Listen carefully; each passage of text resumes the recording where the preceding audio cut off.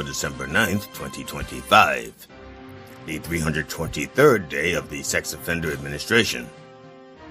In late 1993 and early 1994, Trump claimed in mortgages that two properties he owned in Florida were each his primary residence, despite living in New York at the time, according to the report from the investigative journalism nonprofit ProPublica. It cited contemporaneous news accounts and an interview with Trump's longtime real estate agent. This is exactly what Trump is claiming Letitia James did. Expect Trump to turn himself in to authorities in 2 weeks. Ukraine will not surrender territory, President Vladimir Zelensky declared on Monday, rejecting a central Russian demand that Donald Trump had incorporated into his latest Russia-leaning proposal to end the Kremlin's war. Trump really wants a Nobel Peace Prize, and Putin will give Trump that prize for a piece of Ukraine. The Supreme Court on Monday appeared poised to allow Donald Trump to fire a leader of the Federal Trade Commission, a ruling that could limit or overturn a 90-year-old precedent that curbs executive power to dismiss the heads of agencies Congress set up to be independent. This 90-year-old president is like two Venezuelans clinging to flotsam after a drone strike, except this time, we are the Venezuelans and their boat. This has been the Dr. Reverend Jelly Roll with headlines and punchlines for December 19th, 2025, the 323rd day of the Sex Offender Administration. Join me live at the Church of Last Resort Sunday mornings at 9 a.m. Eastern Time on MindDog TV. The opinions expressed on this program are those of the host or guest and should not be interpreted as statement of fact. The interpreted Independent fact-checking and corrections are encouraged. We got a cup of coffee in here, please. I'm looking off the light. I guess that goes with right?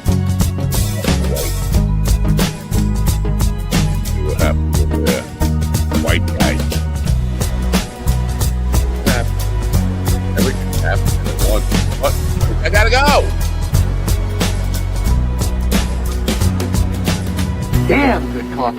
And hot. My dog is your mind's best friend. How white he is. And now it's like,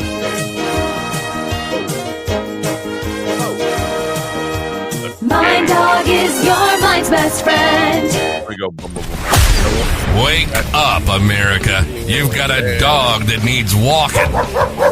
That's right, sunshine. Just put on a big pot of strong coffee and get ready to type your little hate mail with your opinions about kumbaya and flat earth insanity. Stand-up comedy? You want stand-up comedy? Well, we've got sit-down comedy. It's time for Coffee with a Dog. You make me laugh. I don't know. Not terrible. I guess. You know what else? Grow them. Grow them all. That's what I say. Why do I say that? Allegedly. No, I'm not saying that. God, scary looking. Can we do something about how scary looking I am? Good morning, folks. You know what? I apologize for being scary looking. I was born that way, so there's that. Anyway, good morning. It is it's Tuesday, right? Tuesday, December 9th, 2025. It's my friend Steve Heller's birthday today, 67 years old. Happy birthday, Steve. It's my friend Debbie's birthday today. She's 28.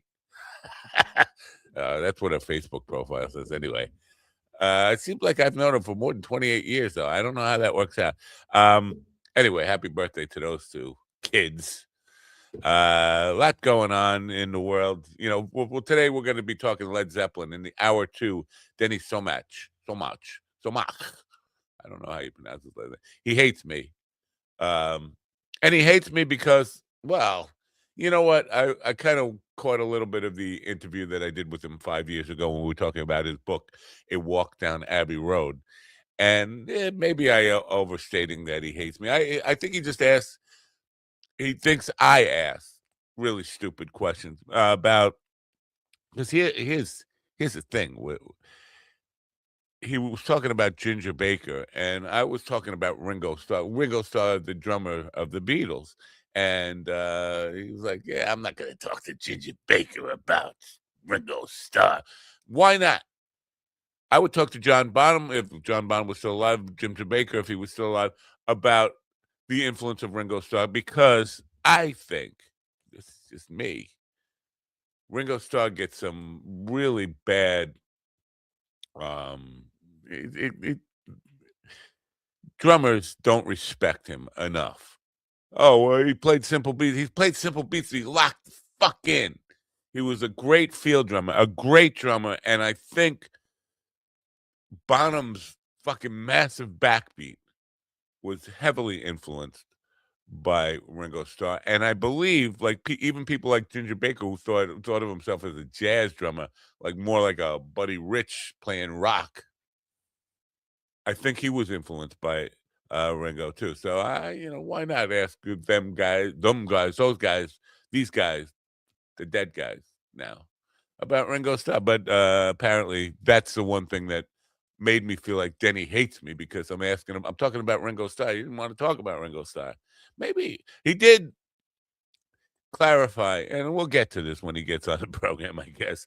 I don't want to make him feel like there's anything wrong with hating me, because it's quite natural to hate me. Most people do, and there's nothing wrong with that. It's like, anyway, we'll talk about that when Denny gets here. We'll talk about more than that. His new book, his new book, a book of nude books. It's not nude, it's renewed, not nude again. You know what I'm saying? Get the Let Out. I don't know if it's on Amazon yet. The old version still seems there, but we'll talk about it. We'll talk about all that. Led Zeppelin, if you think Led Zeppelin is the greatest rock band of all time, we want to hear from you today. I should open up the phone lines, but I'm not going to do that because I'm lazy and stupid, and you hate me like Jenny hates me. Lot going on in the Republican pundit world. Tim Pool,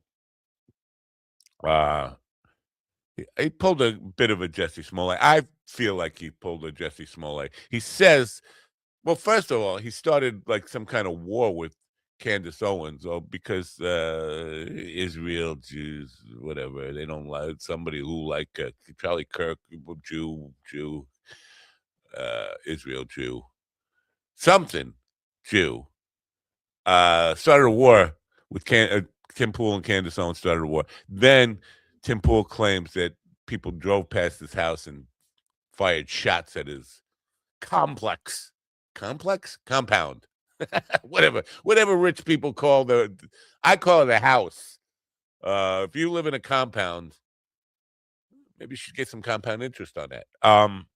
Whatever. I don't live in a compound. I could live in a compound.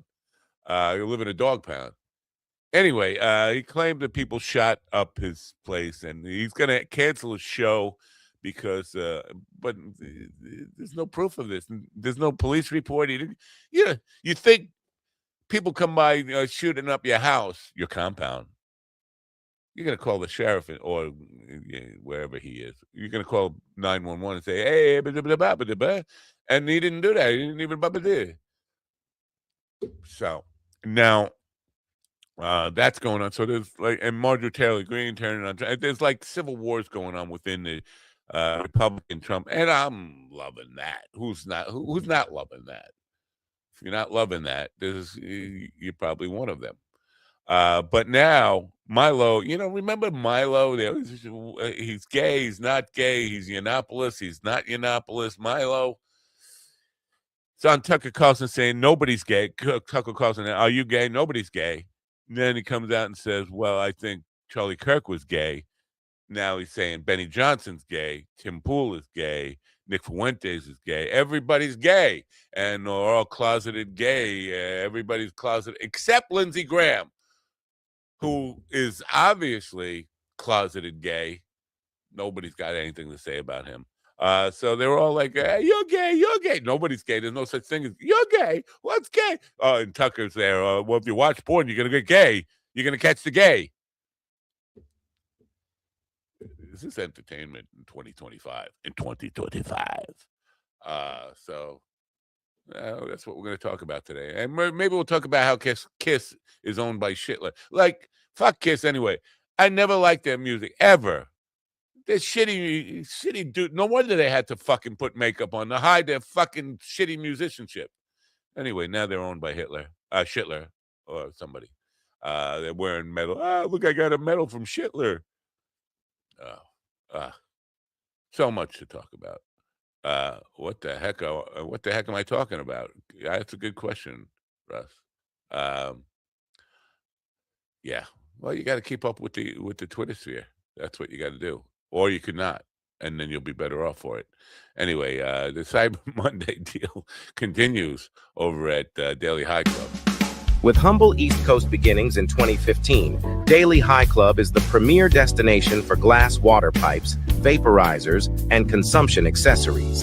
If you're looking to elevate your smoking game to the next level, you're in the right place. With over 1 million top-quality smoking products sold, and with a growing base of over 10,000 monthly subscribers worldwide, we deliver the ultimate smoking experience. But Daily High Club is not just a retailer, we're lovers of the smoking scene ourselves, working with giants like Tommy Chong, Snoop Dogg, Chanel West Coast, and more. Ready to join the Daily High Club?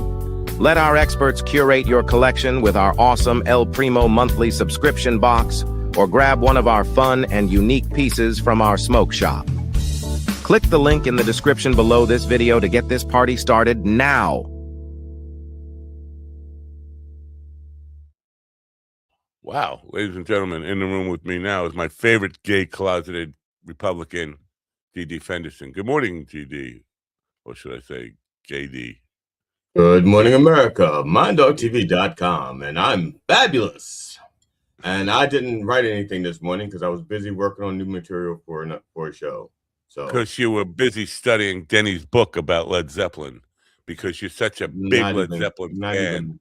Not even close. I was working on material for a show, and if you kiddies are good, I'll practice it on you. All right. Well, I don't know if we want to be practiced on. All the time, and they're practicing medicine. I'm just practicing short stories. All right. Bernard Purdy, you remember Bernard Purdy? Is he even dead? I'm saying you remember him he's dead. I don't even know the name. You don't. How can you ever have called yourself a musician without knowing the fabulous Bernard Purdy, the Purdy Shuffle? I'm sorry. It is clearly possible that at one time I did know that name, but at this stage of my life, there are a lot of names that I am having trouble remembering, Mark. So yeah. Do you remember me? I think I do, Phil. You're not going to call me a gay closeted Republican, are you? Just because I have a white beard. No, I would never do that, Lindsay. Wow. I'm not like, I don't have a wardrobe, or I'm just picturing what Lady G's wardrobe, like all like 1800s Southern belles, like that's what Lady G would be, right? I think technically he would be a damsel in distress. Damsel in distress. Sorry. in this dress. Yeah. Yes. Because they don't have a Brooklyn accent in South Carolina, right? So they would actually pronounce it this. No, the things that they have from Brooklyn in them, it's not an accent if they have anything in them from Brooklyn. So Bernard Purdy was a session drummer, and he called himself. Now you've done it. You've gone and hired the hit maker. He was so full of himself, but a lot of people really were influenced by him. If you listen to Jeff Porcaro from Toto, even John Bottom, Fool in the Rain, has a little bit of that Purdy shuffle going on. He kind of invented that sound. So he did have a lot of Steely Dan, a lot of stuff that Bernard Purdie played on and influenced a lot of people. But he claimed for years that he played on Beatle records, and he never really did. But Denny, You're saying he maybe never we'll talk. really did. So what he actually did was he would practice with them, No, and then well, and then yes, something when they like that. recorded But it, no, there was Tony Sheridan in the Silver Beatles, and some of the Beatles played with him some of the time, but Ringo Starr wasn't part of that. Pete Best was still a drummer at that time. McCartney would once in a while, Lennon once in a while, but that wasn't the Beatles. Anyway, they had Beach. They were trying to do like a American Beach, like a ripoff of the Beach Boys, and it was Tony Sheridan's band. And he went in and he played on some demos for them that maybe Quincy Jones had some hand in producing, but it was not the Beatles. But in his mind, he was telling the story that he was on all the Beatle records and replaced Ringo Starr in the recordings, and he was saying that in drum clinics all over, and people fact check and say no, you weren't on this, and it got contentious, and Rolling Stone called him a liar. I called him a liar. Me and Rolling Stone, and those are the two most prominent people who called him a liar. You know, me and Rolling Stone. Yeah. I mean, I would. The only thing missing is if Billboard had called him a liar, I guess. But yeah. Yeah. Well, he wasn't. According to Denny's giving him the benefit of the doubt, saying he didn't know the difference between Tony Sheridan and the Silver Beatles and the Beatles at that time. That's the way he remembered it. He wasn't lying. He was just misremembering. Whatever. Yeah, he wasn't on any real Beatle record. So, but a great player nonetheless. Just way full of himself. Well, it's funny because I remember when I was 15, and I appeared on an album with Dick Gregory. Who? Dick Gregory. He's a world-renowned comedian and drummer. I appeared on an album with him and Jesse Jackson. It was, yeah. I mean, if you fact check it, none of that won't pan out. But I wouldn't even know how to fact check that, to be honest with you. Well, it was 1974 or 75. I'd have to look it up. See, now Denny's book, and we'll talk about this when he gets here at 10:15, is almost a day-to-day. How did he research this thing? It's almost a day-by-day accounting from 1968 through the end of in 1980. Like you said, 1974, it'll have the year 1974 began, January, Led Zeppelin. January 3rd, Jimmy Page went and took a shit and had eggs for breakfast, then tuned his guitar. January 5th, like, whoa, how do you know every little, how do you go back, and I mean, you don't really remember what happened every single day of Led Zeppelin. It's not every single day, but like close. Maybe it could have been, other documentation, like somebody's telling a story or something, or maybe there's a receipt from Jimmy Page at a hotel and it says he had bacon and eggs. And you're assuming that he got the bacon and eggs for himself and not for the whore that passed out in his bed, and he wants to make sure that she doesn't leave on an empty stomach. I don't know. I don't remember the part about the whore. Hold on. I'm just saying I don't know. What day are we talking about? I'm just trying. Look, I just believe there's possibilities that we don't know. But then again, there was no whore. In other words, because I don't know. Up the whore. You're telling me Jimmy Page is in a hotel without a whore? I don't know. I'm saying it's possible. I think Jimmy Page is a closeted gay Republican. Oh, and they never have whores. I didn't say no. Well, maybe it was a guy whore, but do we call him a whore? A whore is a whore. A whore by any other gigolo. A whore by any other gender. You got me all confused now because I thought gigolo. I'm just the gigolo, and everywhere I go, people know Am I going to get a copyright strike for I think that? You're confusing gigolo with prostitute with a whore. Prostitute and a gigolo would be like the equivalent, but a whore is just maybe some groupie. Somebody's skank mother. Is that what you're talking about? Or skank daughter. Or skank auntie. Oh, that's going too far now. I'm just saying, I don't proclaim to know everything, regardless of what my wife says. that I say. I think the audience knows better than they didn't buy that at all. It's funny because I live with my wife, who is a living contradiction when it comes to how she views me to my face. Sometimes she'll look at me and go like, "You know everything," and then she'll look at me and she'll go, "You know nothing." She'll go, "It's not about you. You don't know everything," and then she'll say, "It's not about you," and then she'll say, "It's all about you."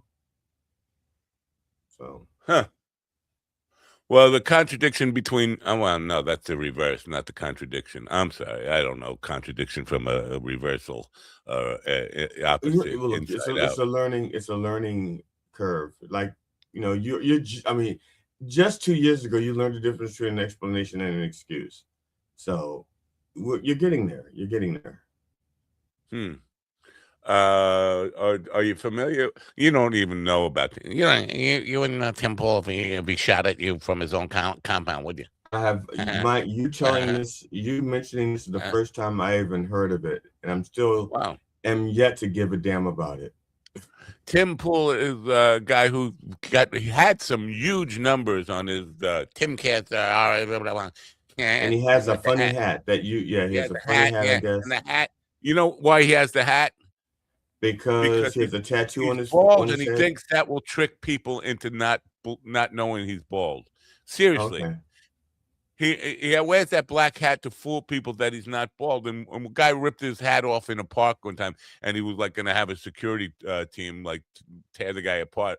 I can't have people know what I really look like. Well, I understand. I mean, I wear this shirt to fool people so they can't tell I have a beer belly. And the shirt fools them. It just sticks out far enough that they think it's my penis.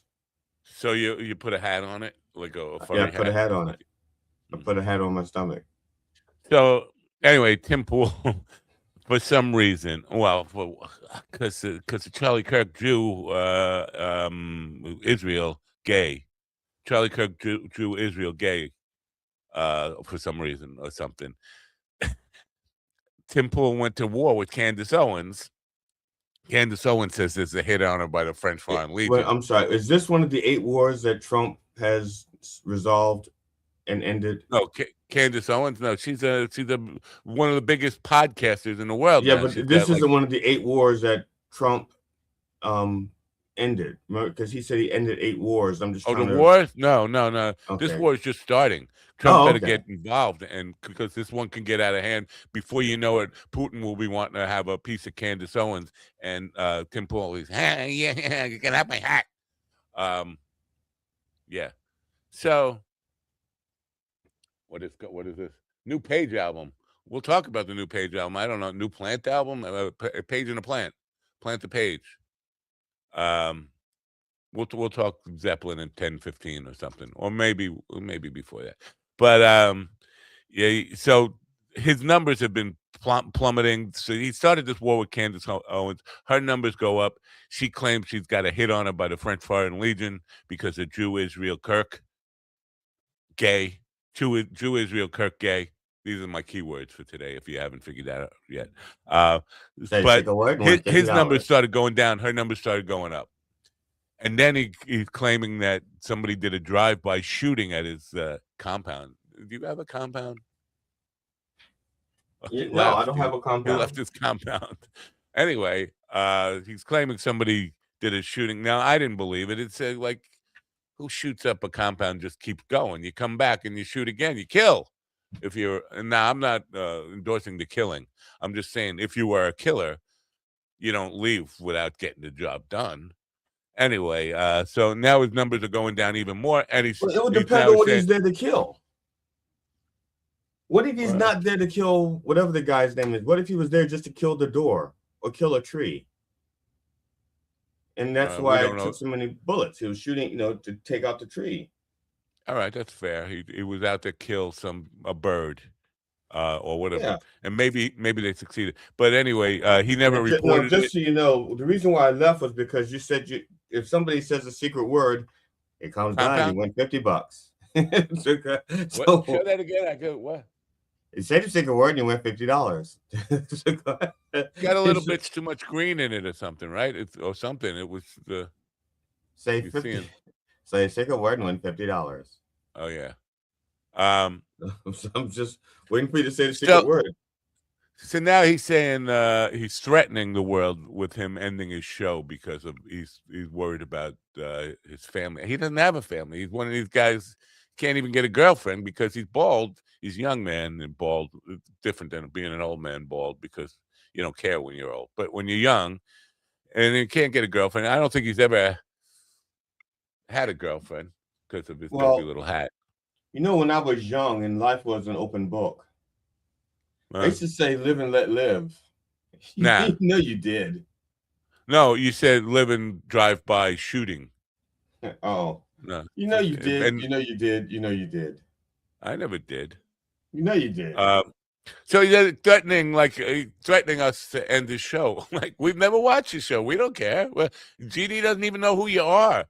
At least I know who you are because I ain't got a hat so I can look like you.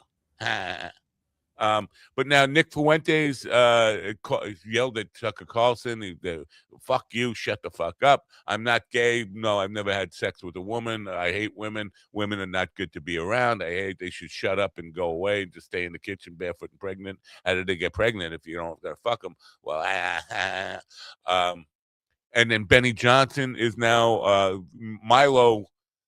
You remember Milo, the Yiannopoulos of not Yiannopoulos. He's on.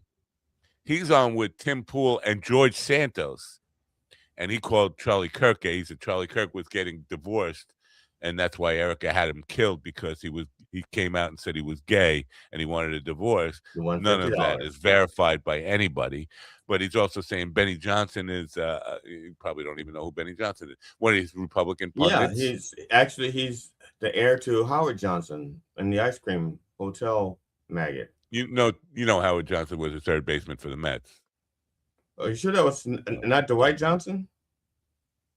Yeah, he was white. Oh, okay. You didn't know that. Yeah, I can't believe you did not know an actual third baseman for the Mets after all this time. Well, I guess I'm like a blind squirrel. I can find a nut once in a while. Yeah. I just don't know what to do with it once I find it. So it's just they're going crazy over there in MAGA world, calling each other closet gay and whatever. Trump ended a war between me and my guitarist. Our next song might be about Venezuela. Whatever. Yeah, it's just too much. It's too much. The whole boat bombing. It's okay. The drug runners, narco terrorists. Everybody's a narco terrorist except the guys who were fucking. And besides, I know I'm all over the fucking map. Trump cut all the treatment funding for all the fucking drug treatment programs in America. If they care about fucking drug addicts, keep the drug programs going. He doesn't say I don't think they ever said they care about the drug addicts. They don't care about the drug addicts. But it's killing them. This poison that Venezuela, which is not bringing drugs to the United States. What he's thinking about are future voters. These are people that could have voted for him, but they're dead and they can't. So he's trying to save, because you have to be fucking drugged out of your mind to want to vote for him. I don't think fentanyl, heroin. I don't think people who are heavily using that stuff, especially close to death, or nearly killing themselves or killing themselves, I don't think they're voting for anybody. They're kind of like, I don't know if you've ever seen them. They're potential voters. That's what I'm saying. They need more voters. See, they need to increase their base. They are losing people by the overdoses, and they need to increase their base. If I read you correctly, you're saying he wants. He wants them to get sober enough to go vote, but not so sober that they realize that they're voting against their best interest, their own best interest. That's a tough call. Like, how do you know who they're going to vote? But they're desperate. They're so half asleep anyway. They could just put any lever or. It's just like the Democrats that are bringing over all of these illegal aliens who can't vote to vote. At least these people are already citizens. They're just drugged out. But if you cut off their supply, they may sober up and then you'll say, "Thank you, Lord Trump," and we'll vote Republican. You know, kind of like what Trump was expecting Cuellar to do, that representative out of Texas. Trump pardoned him and his wife, and Trump was expecting him to become a Republican, and he didn't. He stayed a Democrat. See, I thought I was the confused one here, and I am, but now there's two confused people. And I'm just trying to find out where you are and meet you halfway there. I'm in Shoreham, Long Island, New York. If you you can pinpoint the what do they call it? The assassination well coordinates. That's what. Now, do you know if Denny Samach is Jewish? You don't know, or he isn't? I don't know. I was just saying, with the last name Samach, it's very similar to. I'm almost certain he's a New Yorker, but see now he Jew, gay, Israel, Charlie Kirk.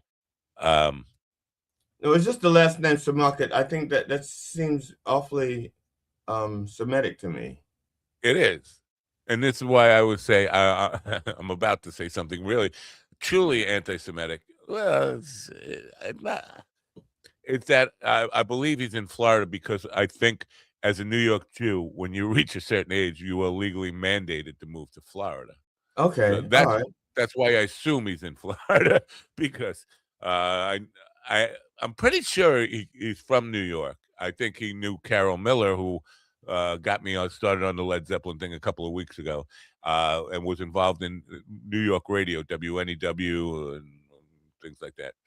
So I think he had his career in New York, but then he got old enough and Jewish enough that they said, "Hey, Florida, Miami, it's a law."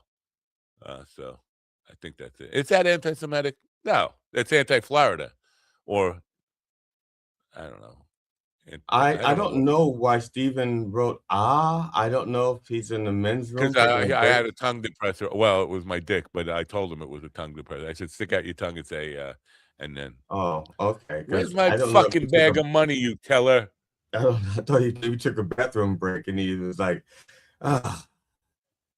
But who else is there to vote? Gotta keep hitting that H. Voting Rogan or Musk. I can't even vote.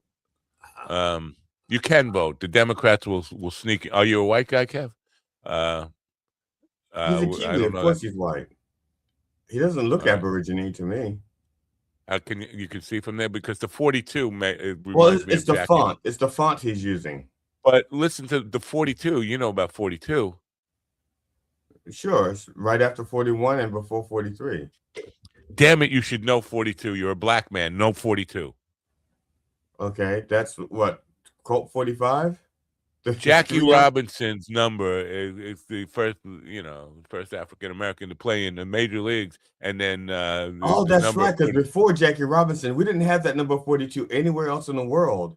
They made that number just so a black guy could have a number nobody else had. Absolutely, they named that highway the Highway 42 after Jackie Robinson, 4242. So what about 3952? Is there something about black? No, we used to go from 41 to 43. Like I don't know if you remember, but here comes the black guy up to the plate, and he can't hit. He can't hit. He hit. I don't know if you know that, which is not true. I think you're doing the.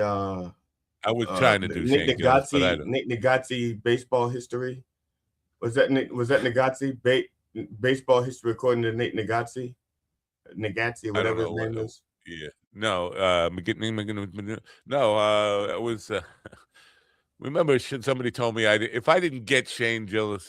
Shane Gillis. Okay, Shane Gillis. Okay. Shane Gillis, yeah. Okay, so this is baseball history according to Shane Gillis. Yeah. Yeah, and it wasn't funny. You know what? I defy anybody to kind of explain to me the funny. I'm sure Brett Erickson. Oh, if you don't think that's objectively funny, you don't know comedy.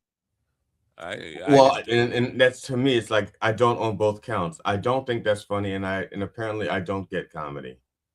Well, if you know anything about comedy, I don't know if you know this about what you don't know about. How are we today? Check, receive. So let's revisit the scam because yesterday, remember I got that email from The check had been delivered. The check had been, and the check did get delivered. The check is here. And then I had to contact HR through Zoom again on text, where they don't let you see their face or have a microphone. You never really get to talk to somebody and ask about, and tell them I got the check. And they would say, okay. Now, the guy told me, you need to go deposit it. I said, yeah, I can't get to the bank today. I'll go deposit it tomorrow. Because I wanted us to go have a conversation with an account rep and say, is this fishy or what? Because the company I told you is in Switzerland. I can't remember the name now, but I'll remember it later. But so this check is made out from Bonneville Builders, LLC in Seneca Park, Kentucky. No, whatever. Sandy Parkway in Utah. So yeah. So I looked it up. I looked up the company online and I said, is it a scam? No, it's a legitimate company. It's a building company. They do have quite a few complaints from people who said their work was shoddy and they left the job half done and I paid the full amount. But it's a legitimate company. The check here for $33,850. You need to deposit it today. Like, it has to be today. Like, why? What's the urgency here? I said to the guy, "This is awful. It's starting to feel a little scammy. It felt scammy right from the beginning." But I said to him, "It's starting to seem a little scammy. I can't believe you would be so skeptical." Wouldn't you? After all, and then I start to I don't know what your real name is, but you don't even work for the company. And I was saying this after, I don't know. I didn't fact check if this guy actually worked for the company he worked for. But I told him that. He said, you're not talking to the right office, whatever, blah, blah, blah. And I said, why is your email not under the company email? And just giving it, he wanted to continue this texting conversation. And it did. He got me. I'm like, do you realize we're wasting your time? You could be off scamming legitimate marks who are going to fall for it. You're wasting your time on trying to talk me into not to falling for this and getting back on board. And then at one point he said to me, I understand we get this a lot. Like, you get this a lot. Why did you say I can't believe you're so skeptical? I'm the only white guy that can live in Compton for a month while using the N-word is all my banter. What? And never get shot at. Wait a minute. I thought you were in New Zealand. Compton? What's going on here? Maybe he lived in Compton for a little bit. I don't know. Or maybe that's why he didn't get shot at, because he moved to New Zealand before and he got a chance to. Russ White seems to think this is a money laundering scheme. I don't think. It's some kind of scheme, right? But I'm like, I don't understand. The check could be. Wait, I just so you know, I went to the bank and I asked him, if I deposit this, can they do anything? He said, no. If it bounces, it bounces. You got zero in your account. They can't access your account without your permission. So basically, I could deposit this, and that money would be there until you find out that money's fraudulent. But it belongs to a real company in Utah. He said, yeah, you could deposit. No, there's nothing they can do to you if you deposit it. So I thought about it for a minute. It's like, okay, I'd just take the money and run. And what? I don't know. So go ahead. Now you can tell me about how the scam actually. You think the scam is going to work? Because I didn't say it was going to work. I never said that. How it might possibly. I don't know how. Look, I think the whole thing is a matter of getting access to information and stuff like that. I was going to talk about the check itself. The check could be a stolen check from a real company. That's why, I don't know. Maybe they'll say, we sent you a check for $33,000. We meant to send it for $32,000. Can you please send us a check for $1,000 to make up the difference, or something like that? And the check won't, No, I spent the money on weed. I went right to Poospatuck and bought the fucking place out. That's not what. But so guys arguing what are the terms on? I'm supposed to use that money to buy software for the and software and other tools for the equipment they're sending me, which according to them was brand new Apple MacBook Pro, a laser printer, a bunch of marketing tools they were sending me, and I was supposed to be buying stuff, software and stuff from their approved vendors on and I'm like, and what's the urgency? What if I can't wait? If I deposit it tomorrow, the deal's off. Like that just feels like scammy. Well, if we need to authorize it, there was a scam that was being perpetrated on some comedians, and I'm saying some comedians. I don't know about actors but they're pretty much low-level comedians that are looking for work. And somebody pretending to be a booker says, we want to book you for so and so. We're going to send you a flight, money for a flight, blah blah blah. We sent it. Did you get the check? We actually made it for, I know we said we're going to pay you $1,500. We wrote the check for $2,000. Can you Venmo us $500 to make up the difference? So it's that. And they were people doing that to comedians who obviously were desperate for work, and some desperate enough to believe that they were being hired for $1,500. I know some of these comedians. Some of them I would tried to oh, the story goes on. So some of them I would pay $1,500 just to keep away from the stage, but that's beside the point. Where's my chat? Because I think the reason all this Zoom chatting, I could not save this. I could not like even copy and paste this text from the Zoom chats. You couldn't screen print.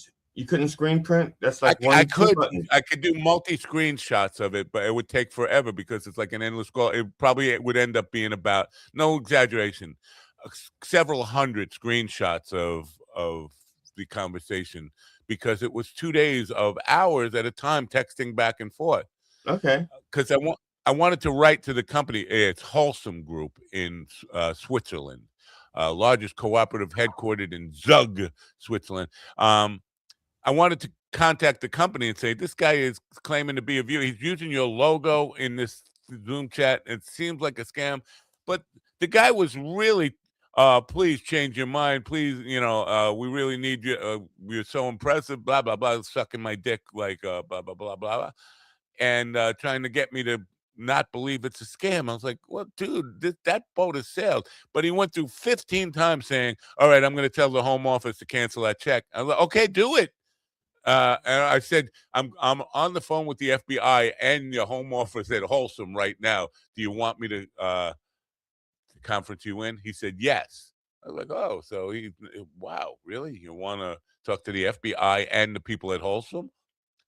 Holcim, by the way, not how it be wholesome. Whatever. So he said, yes. So I'm thinking, well, maybe it's not a scam. This guy's brave enough to get on the line with the FBI. Of course, I didn't have the FBI on the line. Matt, I made a terrible misjudgment in something I did this morning. I need to go fix it. Can you vamp for a second? You want me to pull myself out of the screen? I think that's what I've been doing. But this time it's involuntary. Oh, yeah. Before I couldn't get a word in. Now I won't get a word in. Right. All right, go take care of what you got to take care of. And when you take care of what you got to take care of, then I'll know that you took care of what you were supposed to take care of. I'll be right back. All right.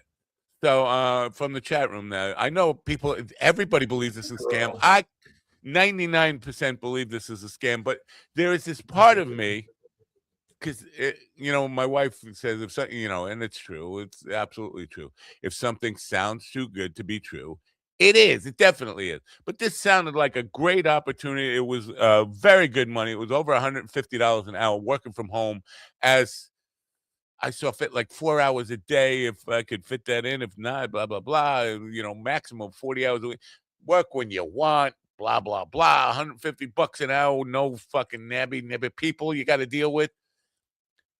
And then I'm letting that go, and I'm letting this huge check go. none of that money was really supposed to go to me. It was supposed to go to stuff I was supposed to purchase for the job. But there's a part of me that's if this is legitimate, I'm just burning this bridge unnecessarily. Although in my gut, right from the beginning, I felt like it was a scam and I wasted a lot of time. But I pointed out to the guy that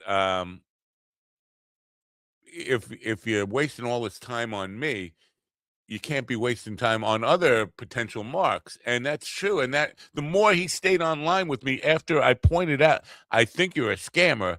This feels like a scam. I'm pretty sure this is a scam. I'm calling the FBI. Staying online with me, I'm thinking, well, maybe it's not a scam, because if it truly was a scammer, he'd be like, oh, fuck you then, and then move on to the next potential mark and not give a fuck, forget about me. But he was, and so the reason I brought this up, because I just got an email from that Amos Walker guy who emailed me yesterday morning to say, how are you doing today? I understand you received the check. Yeah. I received the check, but did you not get the part where cancel the check? He thinks we're a scam. What's going on here? Like, give up on this guy. You're not going to reel me back in. At this point, I've kind of burnt that bridge, and I'm caught between, boy, if that was real, I'm a dick. And a check in a hard if I would have place. fell for it, I'm a dick. No, I just need reassurance that everybody is still on the board with, yeah, this is a scam. But I can't wrap my head around what kind of scam it could be, And I told you what I thought it was. I thought it was a matter of them saying the check was an overpayment. They said maybe the check is from a legitimate account, a stolen account, and they don't want the money going to their account. So they'll say to you, okay, we overwrote the check.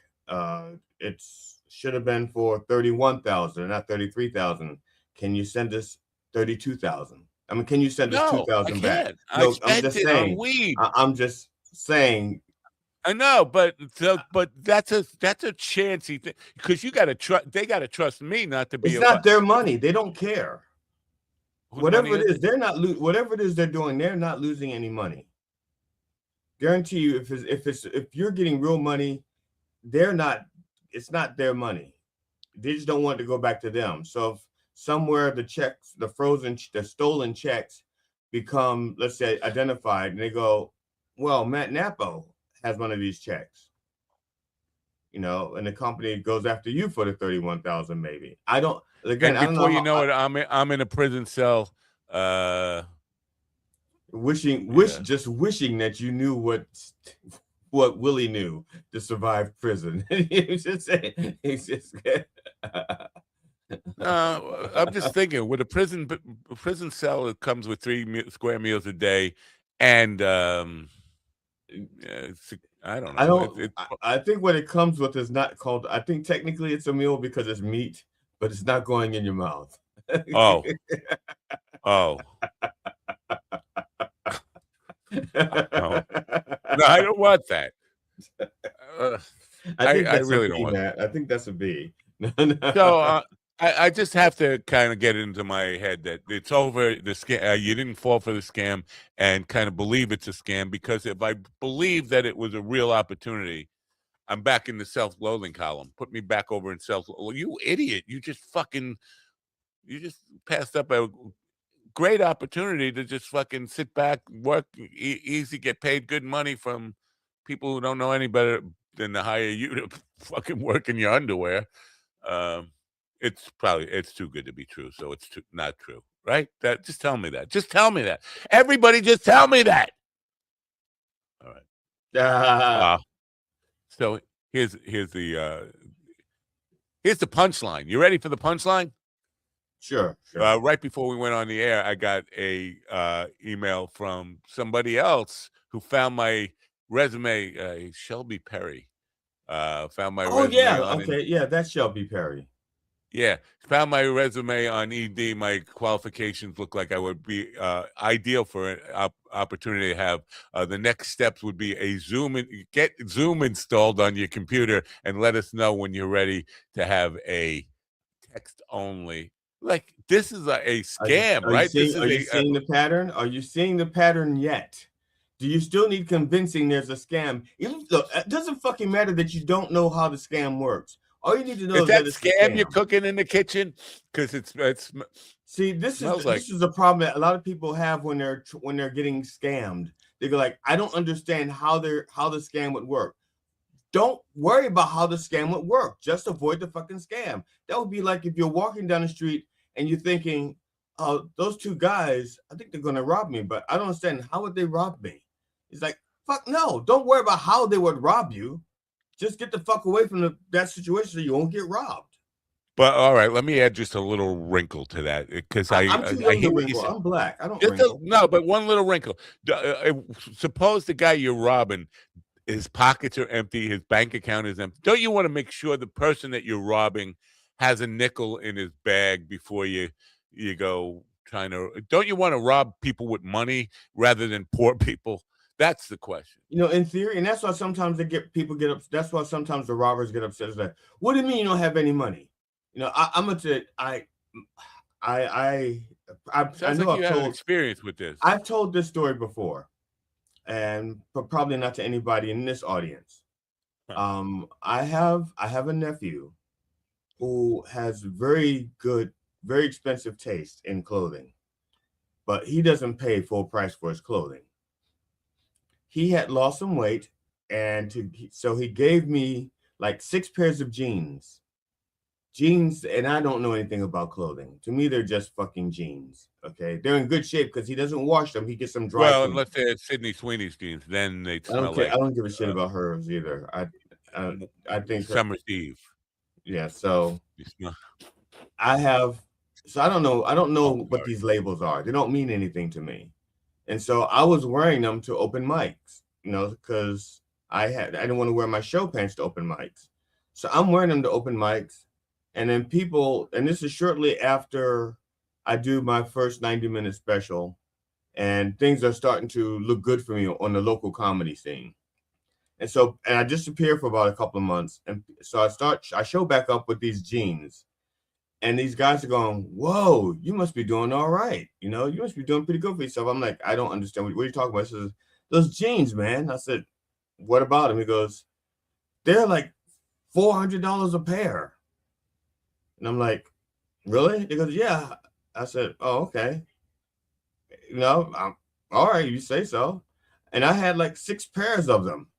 And so people thought that I had money because of that. And then because of that, they thought my white gold wedding band was platinum. You know, they're like, and you got a platinum wedding ring? I said, no, this is white gold. They started to think that I had money that I did not have. And they were asking me, they were saying things like, aren't you worried about where, and at the time my tennis shoes were monogrammed, they were monogrammed with my name on them. All my tennis shoes at that time said Fenderson on the side. So people thought I was rolling in dough. Somebody would have robbed me, taken my pants because they were worth $400, and my wedding band thinking it was platinum when it's only white gold. And they'd have gone through all that shit for nothing. Take your pants off. And then you think you're gonna get a blowjob or fucked in the ass or something, and they just take the pants and run. Wow. I didn't know pants was such a hot commodity. Anyway, now this is what you probably did not realize. Those jeans that I have that are $400 a pair here, I learned at that time back then I could have sold them, since they were in such good condition, to Russia for like $800 a pair. There's a black market jean. There's a jean black market in places where they could not get American jeans. Yeah. Yeah. Now, of course, I didn't do it. I'm not involved in that kind of thing, you know. But yeah, somebody would have probably, if they had known about that black market, stolen those jeans, and the next time I wore the other pair, stolen those, and then eventually I caught on to the fact that I should stop wearing those jeans. So I can stop coming home naked. Not to kind of beat this dead horse any more than it's already. You're like kicking that dead horse over and over again. There is no horse. There's only bones. Oh, there was a horse. There was a horse, of course. Whoa. But now it's just bones. And It never Jim, I'm a occurred to me. doctor. Damn I it, should have Jim, I'm a brought. doctor. I used to be a horse. I should have brought this up to him though, because he did ask me for references, phone numbers, early on in the conversation. He asked me for references of people, and I gave him 2 phone numbers. He never called them for a reference. I know one because one No, of they them became potential scam targets as well. right. So I should have brought that up to him. You. They can say, check Matt. He got a $33,000 check from us, and now you're vouching for the scam. No, that's how we got your number. Matt got a $33,000 check from us, and they're like, Matt did? It's like, yes. Okay, then it must be good. No, then we know it's a scam because that fucker will fall for anything. So maybe it's not. It's just because you don't know how a scam works does not mean you just shouldn't avoid the scam. A lot of people get sucked in that way.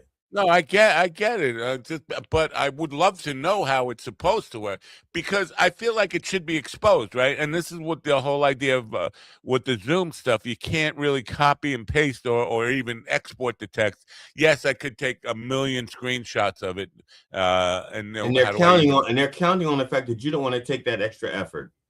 Right, and that's why that explains why they want to be texting through Zoom. But if you're on Zoom and you don't want me to see your face, like that's another suspicious thing. Like, why can't we do this verbally? Like, you put webcam it, you record it. We have, we both have documentation of what actually happened. Then I still have the documentation. I don't think he can delete this text conversation because it's still there.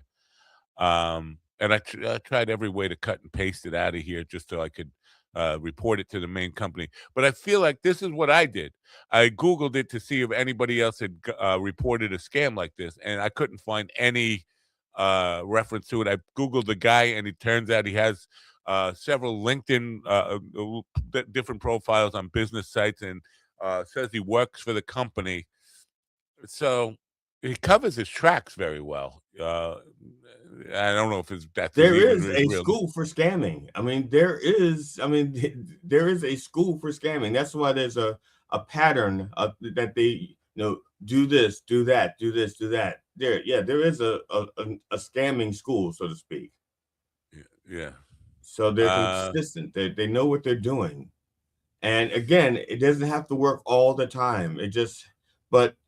You're right. It doesn't have to work all the time. But don't you think that knowing that I'm calling you a scam artist for the last 2 hours, you would say, you know what? It doesn't have to work all the time. Clearly, it's not going to work with this douche. He's just being too resistant. Why don't I just move on to the next mark? And he wasn't doing that. He was still still trying to reel me back in, even though it was clear. I mean, he threatened several times. I'm going to have to go to management and tell them to cancel a check and blah blah blah. You realize that you're not going to work for us. And yeah, I realized that. Go ahead and do it. Told him that many times. At that point when he say fuck this guy, it doesn't have to work all the time. All I need is one, and this guy's not it. Let me go spend my time where it's more productive. Doesn't know that you're not going to bend. Doesn't know. Some people get worn down and they go, okay, obviously this guy is legit because he should have given up a long time ago. I don't know. I don't have a criminal mind. I think you do. I don't. I think you demonstrated that before with the pants robbery. Inclination to want to take the time to rip people off and hurt people. Okay, except for the people that are doing that. Those people I can fucking hurt. But I'm not going to take my time to do it. I'm just going to take my time and enjoy it, hurting them. But that's different. Now, Heavy Key wants to know. Okay, I support Dodgers and Lakers, but don't know how to support an NFL. Any recommendations? And I say yes. You support them. What's that booking thing that used to support us? That used to be a sponsor. Are they still a sponsor? BetAnyplace.com. BetOnAnything.eu. Right. BetOnAnything.eu. Take your money there. Because you can bet on anything, you can bet on the NFL and the Dodgers and the Lakers. You can bet how you can go to mybookie.com/minddog too. We have we're gambling. Right. Go to mybookie.com/minddog and you can actually bet on the Dodgers in the next NFL game or the Lakers in the next NFL game. They'll take your money for any reason. I hope it answers your question. Hopefully answers your question, Mr. G.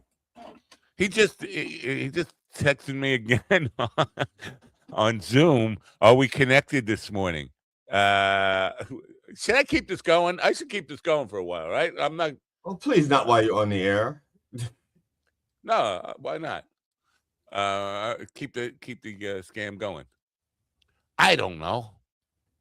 Nicest guy, get the scammer on the show. I should, right? I can't get him to show his face even on Zoom. So anyway, that'd be really interesting. I'm sure he'll be just typing in the chat room, and then you can read everything he says. You know what? Maybe I should send somebody else his way. You know, did anybody go to have their scalar light photo diagnosed? Because I put that out yesterday. You know what happened? They would scam each other. The other guy would finally send a picture to the scalar guy to get it diagnosed. And he goes, "Oh my God, you're suffering from scamitis. You have constant scamitis, yeah, and you're scamophytes. I like it. You have itis really means an inflammation, so your scam muscle is inflamed, is what that means. Right, and so you can't. You need to. What you need to do is send me a check for $33,000. I'm just curious. We have the nicest guy with us. I think we do. He just said get the scammer on the show. Nicest guy. I know you're a rocker. You like rock music. You like punk. You like aggressive sound. Were you ever a Kiss fan? Because to me, I never liked Kiss. Even I thought they were like just weak ass. They were supposed to be hard rock, wearing these fucking costumes in the beginning, and to me they weren't even hard rock. They were like pop bubblegum with distorted guitars, and they played the simplest, like ridiculous stuff. There was nothing good about their music. They were popular in the 70s when they first came out because people just like to go to the shows dressed up like them. I thought, this is so childish. They had like two good songs, maybe. What were the two good songs, maybe? Well, and I'm not going to lie. I do like Rock and Roll All Night. I want to rock and roll all night and party every day. I like that song. It's, I'm not saying it's the greatest song. It's not like the lyrics are just like, hey, baby, you shake a lot. You say you want to. Yeah, whatever. Okay, yeah, it's just, but the party just begun. We'll let you in. Yeah, you drive us wild, we'll drive you. Bam, right. Bam, bam. Right, and there's nothing fantastic about. I mean, even like the drum things, like it's like, who can't play that? I mean, there was a guy. Fuck that guy. I want to tell a different story. This is back when in the 70s, and this was during the mayoral race, and we were going around in a van with loudspeakers saying, "Vote for Clarence." Vote for Senator Clarence Mitchell for mayor. Mitchell for mayor. We were going around this with the van, and there's a woman in the car. Well, a young lady. She was like 18 or so. Her name was Birdie. I don't remember the name Birdie. And she goes, "Do you hear that?" And everyone goes, "What?" She goes, There's a band. And she says, "Over there, drive over there." So we drive down the alley, and she finds the party where there's a band. Okay, and there's a white band, an average white band. An average white band, not really good, just an average white band. And I played with the average white band once, but go ahead. Yeah, so we stop the van, and Birdie walks over to the band when he ends the song. She looks at the drummer and says, "Can I, mind if I, try your drum set?" And he's like, "Sure." And then she starts doing. She goes, "Oh, your drums are way out of tune." And she reaches in her pocket and she gets a drum key and she tunes his drum set. And then she's still going like this. And the action is really terrible on this pedal. And she fixed the action, and then she started playing. And she's fucking awesome. I had never seen a woman drummer before. That was my first time ever seeing a female drummer. She was so fucking awesome. I mean, I'd seen videos like Gene Krupa and Buddy Rich and stuff. She was fucking phenomenal. And I was like, wow. And that kid would not get back on his drum set when she left. He's like, no. He's like, I'm not playing anymore. Well, anybody who carries a drum key around with them, you can pretty much assume that they know what the fuck they're doing, right? Get to the point, Grandma. Grandma. Of course, nobody knew. Of course, nobody knew that she had a drum key in her pocket. I didn't know she had a drum key in her pocket. And I'm sure that average white drummer didn't know. No, but the second she went to reach for it, yeah. But to your point, I mean, most of the drummers that blow me away now are chick drummers. I mean, and when I say blow me away, I'm not being sexual there at all. I mean, some of the most impressive drummers of the last decade or so, these chicks on Instagram and Facebook and wherever. Now, do you think it's because you just don't expect women to be good drummers? No, I'm not. That's a fair point. Yeah, I'm not trying to it used to be that. Right. I'm not trying to discount the quality. I think the same thing happens with female comedians. A lot of guys don't think of women as being funny, and when they encounter a truly funny and talented woman, they're like, holy fuck, there's a funny woman, as opposed to, just acknowledging their talent. No, 100%. I had that bias against female drummers, like, measuring that, she's good for a chick, that kind of thing. Up until about 20 years ago, this girl who was like Liz, she was 4'6", and she was being a sub on our gig, and she was the best drummer I've ever played with.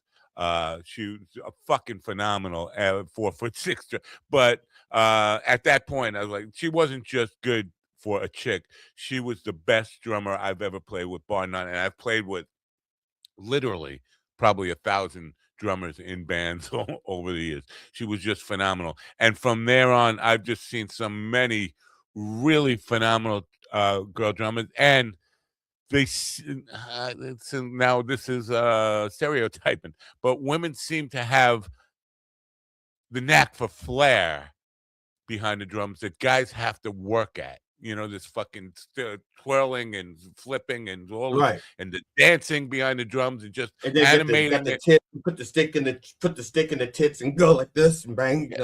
Right. And guys work at that. Like, they work really hard to perfect that. And these chicks just make it seem like, I woke up being able to do this. Like, fuck you. I want to have a pussy now so I can play the drums like that. No, I used to date this woman who really didn't. She knew I was a musician, but she didn't appreciate musicianship. You understand what I'm saying? She doesn't. It's like someone who doesn't. They listen to music, but they don't give a shit about the art or how difficult some things are. And I was dating her, like I said, and so we went to a party, and a friend of mine's band was playing. And so afterwards, you guys are doing whatever. And so when they took a break, and the girl I was with says, "You're a musician?" I said, "Yeah." She goes, "What do you play?" I said, "Well, I play pretty much everything that's on that stage right now. I can play everything that's up there." She goes, "You can play guitar?" I said, "Yeah." And so she said, "Play something." I didn't want to touch the other guitarist's guitar. I just something. It's like, no, I'm not going to touch your guitar. I'm not going to touch your bass. I was tight with the drummer. I was closest to the drummer. So I said, "Kurt, can I borrow your drum set for a little bit just to show, my girlfriend?" He goes, "Oh, sure, knock yourself out." So I start playing, and I'm like tearing the fucking set up. And my drummer friend is like going, "Fucking A, that's good, man. That's really good." And she's like this. She's like, "It just sounds like you're banging on stuff." Our chat room has turned into a lot of blind mics. Stevie said, "Does this story get any better?" I think. Yeah, that's his cant remark. He says that. Well, it's kind of it's a very odd phenomenon. I think we should talk to Neil deGrasse Tyson about this, where Steven the sitcom and Slaptail are on the same page. I guess common enemies make good bedfellows or some shit like that. Yeah, but when you have those two bedfellows, you wonder who's on top and who's hurting. Yeah, But coming back to the flair with the chick guitar players, because they're phenomenal chick guitar players too, all over Instagram, but they, had the rock guitar faces. Meh. Guys have the stupidest fucking rock guitar. I mean, it looks like it's a put on. Where these chicks just seem like, oh, she's having an orgasm on that note. That's fucking, how do you give yourself an orgasm with a little bend like that? I want to be or like the girl from was it the Bangles with the side eye and walk like an Egyptian. She's like the dark hair and the really pretty eyes. I can't remember her name. And she doesn't have to do anything. She just has to look out of the side of her eye. With the side eye. It's like, Yeah, she's all over my Instagram, and somewhere I think I friended her in the MySpace page, and somehow I think she follows me on Twitter and whatever. I can't even remember her name now, but I can't remember her name either. Susanna Hoffs. Susanna Hoffs. Okay. But that one, that's like an iconic part of the MTV generation. Just that eye roll up to the left. Yeah. Oh, wait. Okay, get back to the song. Pause. And that was about the time when the VCR was like being perfected. The pause. And you get the tracking lines. The tracking lines covering up the eyes. And that's when I wanted to come on her eyes. Kids are complaining, like, I can't masturbate. The lines are covering her face. And they go, we're going to have to make the pausing better so that it doesn't have the lines. We're going to have to perfect freeze frame. So we're waiting, Denny Somak. How would you pronounce his last name? Somak. S-O-M-A-C-H. I'm just thinking that this is just a anglicized version of that. Yeah. Somak. Well, my Hebrew is so rusty. I'd be ashamed. Bach wasn't Bach. It was just Bach, right? It was just Bach, not Bach. Yeah. Johann Sebastian Bach. Anyway, but I understand your part about because I was with a girl and she you got to go sit up with the band. I was like, no, I don't do that. Let the band be. Right. Oh no, I'll talk to the guitar player, and the guitar player is now calling me up. He hands me his guitar, and as he's handing me his guitar, I broke his string on it. And that's the other thing. Now, I don't like to do it because I don't want to get the oils from my fingers on their strings. I feel like I need to wash my hands and stuff. I don't know. My oil on my strings, that's one thing. My oil on someone else's strings, I don't like, and I don't like other people touching my strings. I don't like it. I forgot I sent the nicest guy. Sore Hands. Was it Sore Hands or somebody else who did the breakdown on Marcin? Sore Hands calls him Martian. Anyway, the guy that Ian liked, playing all this classical stuff, tapping and thing, and the guy is phenomenal. He went to a Polish conservatory for music, starting at like 11 years old. He studied classical. Obviously, he's a great guitar player, but he claims that everything you are hearing and seeing is done in real time by one guitarist, two hands, and it's just not true. He's overdubbing stuff. And Sore Hands called him out on that just a little bit. Not to say. Now, did he have is it possible he had a loop? So he was doing it in real time, but it was a loop involved? No, he actually exclusively say there was no loop. If that's the case, he goes out of his way. No loop. He says no loopers, no recording, no backing tracks. Just one guitar, two hands is all it is. And that's not true. Because in some of the things, like he's clearly got a drum track. His hands are like here, and you're hearing boom, boom, boom, boom. Well, that's not him pounding. Yeah, you hit the back of the guitar like this. Right. So with his dick. So okay. I do not musician shame. I don't do that. Well, whatever. Denny's here, so it's time to get the lead out. Denny has someone to put his hat on for him. Do you have somebody to put your hat on for you? No, because you put your hat on yourself. I can't put my hat on. I can't do anything. If I want to do anything, I have to get up out of my chair and go do it. Like when my cat came in here, because my cat needed me to turn on the television. so that she could watch Yeah. the news. That's why she came and got me. I Right. couldn't, I don't have an assistant. Denny All right, has an assistant. let's get to Denny. Can we get to Denny? Yeah, let's Get to the let Denny. out. Yeah, All right, Denny's let me ready. just start by saying a couple of weeks ago, driving home from a gig, I heard Carol Miller doing a radio interview on Hofstra Radio, and she was talking about Get the Let Out, which has been her radio show since the days of AM was invented, but she was on FM. But she's been doing that as pretty much my whole life, since the late 70s or early 80s. Get the Let Out is the name of Denny's latest book. I think it's a reissue of a book that he put out like 4 years ago or something, maybe 10 years ago, called Get the Let Out. His lady, Janice Presser, informed me that Get the Let Out was actually his show. He started with Lee Abrams back when he was a kid. I did not know that. And Carol Miller didn't mention that in the interview part. I heard. You would think she would, give credit where credit is due. Anyway, Denny, I had a conversation with him Are about. they spelling lead the same way? It was his show. He started the show.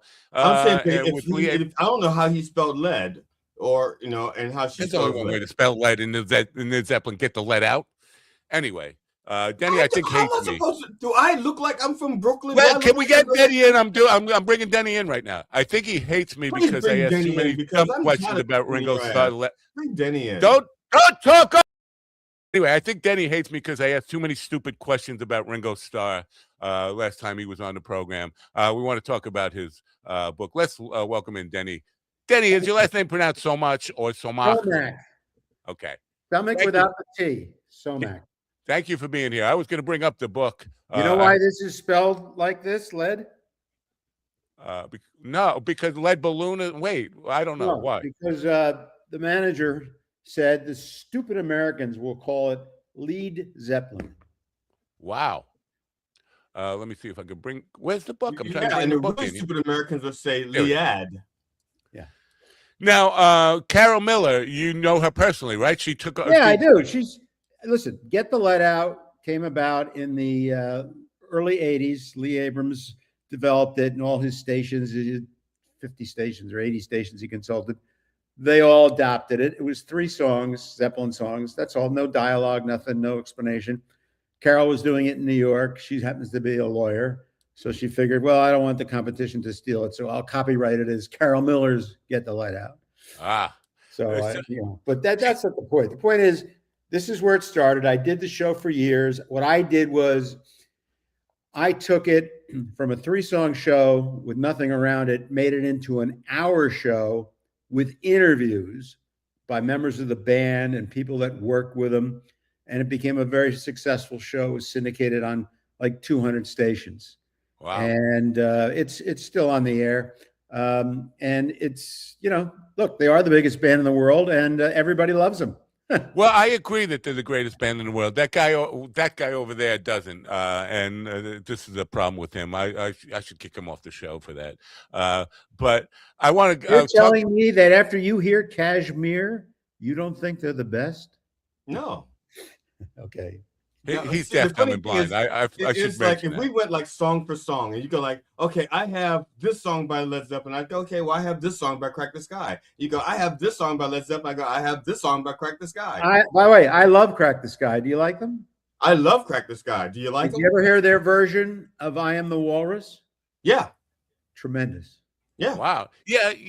When we had John Palumbo on, I was trying, because I found a lot of Beatle influence in his work, and he didn't seem to that didn't resonate with him. Like, because to me, they were definitely very influenced by Beatles. You hear it in the production. It's possible that sometimes influences are subconscious. It's like I grew up. I mean, I started playing guitar, and I wanted to be nothing like Hendrix, because I was a black guy with an afro and everybody was expecting me to be like Hendrix. And so as a result, I became like the anti-Hendrix, but I started to sound like other people. Like other people's like, man, I hear David Bowie. Nobody sounds like Hendrix. Right. Yeah.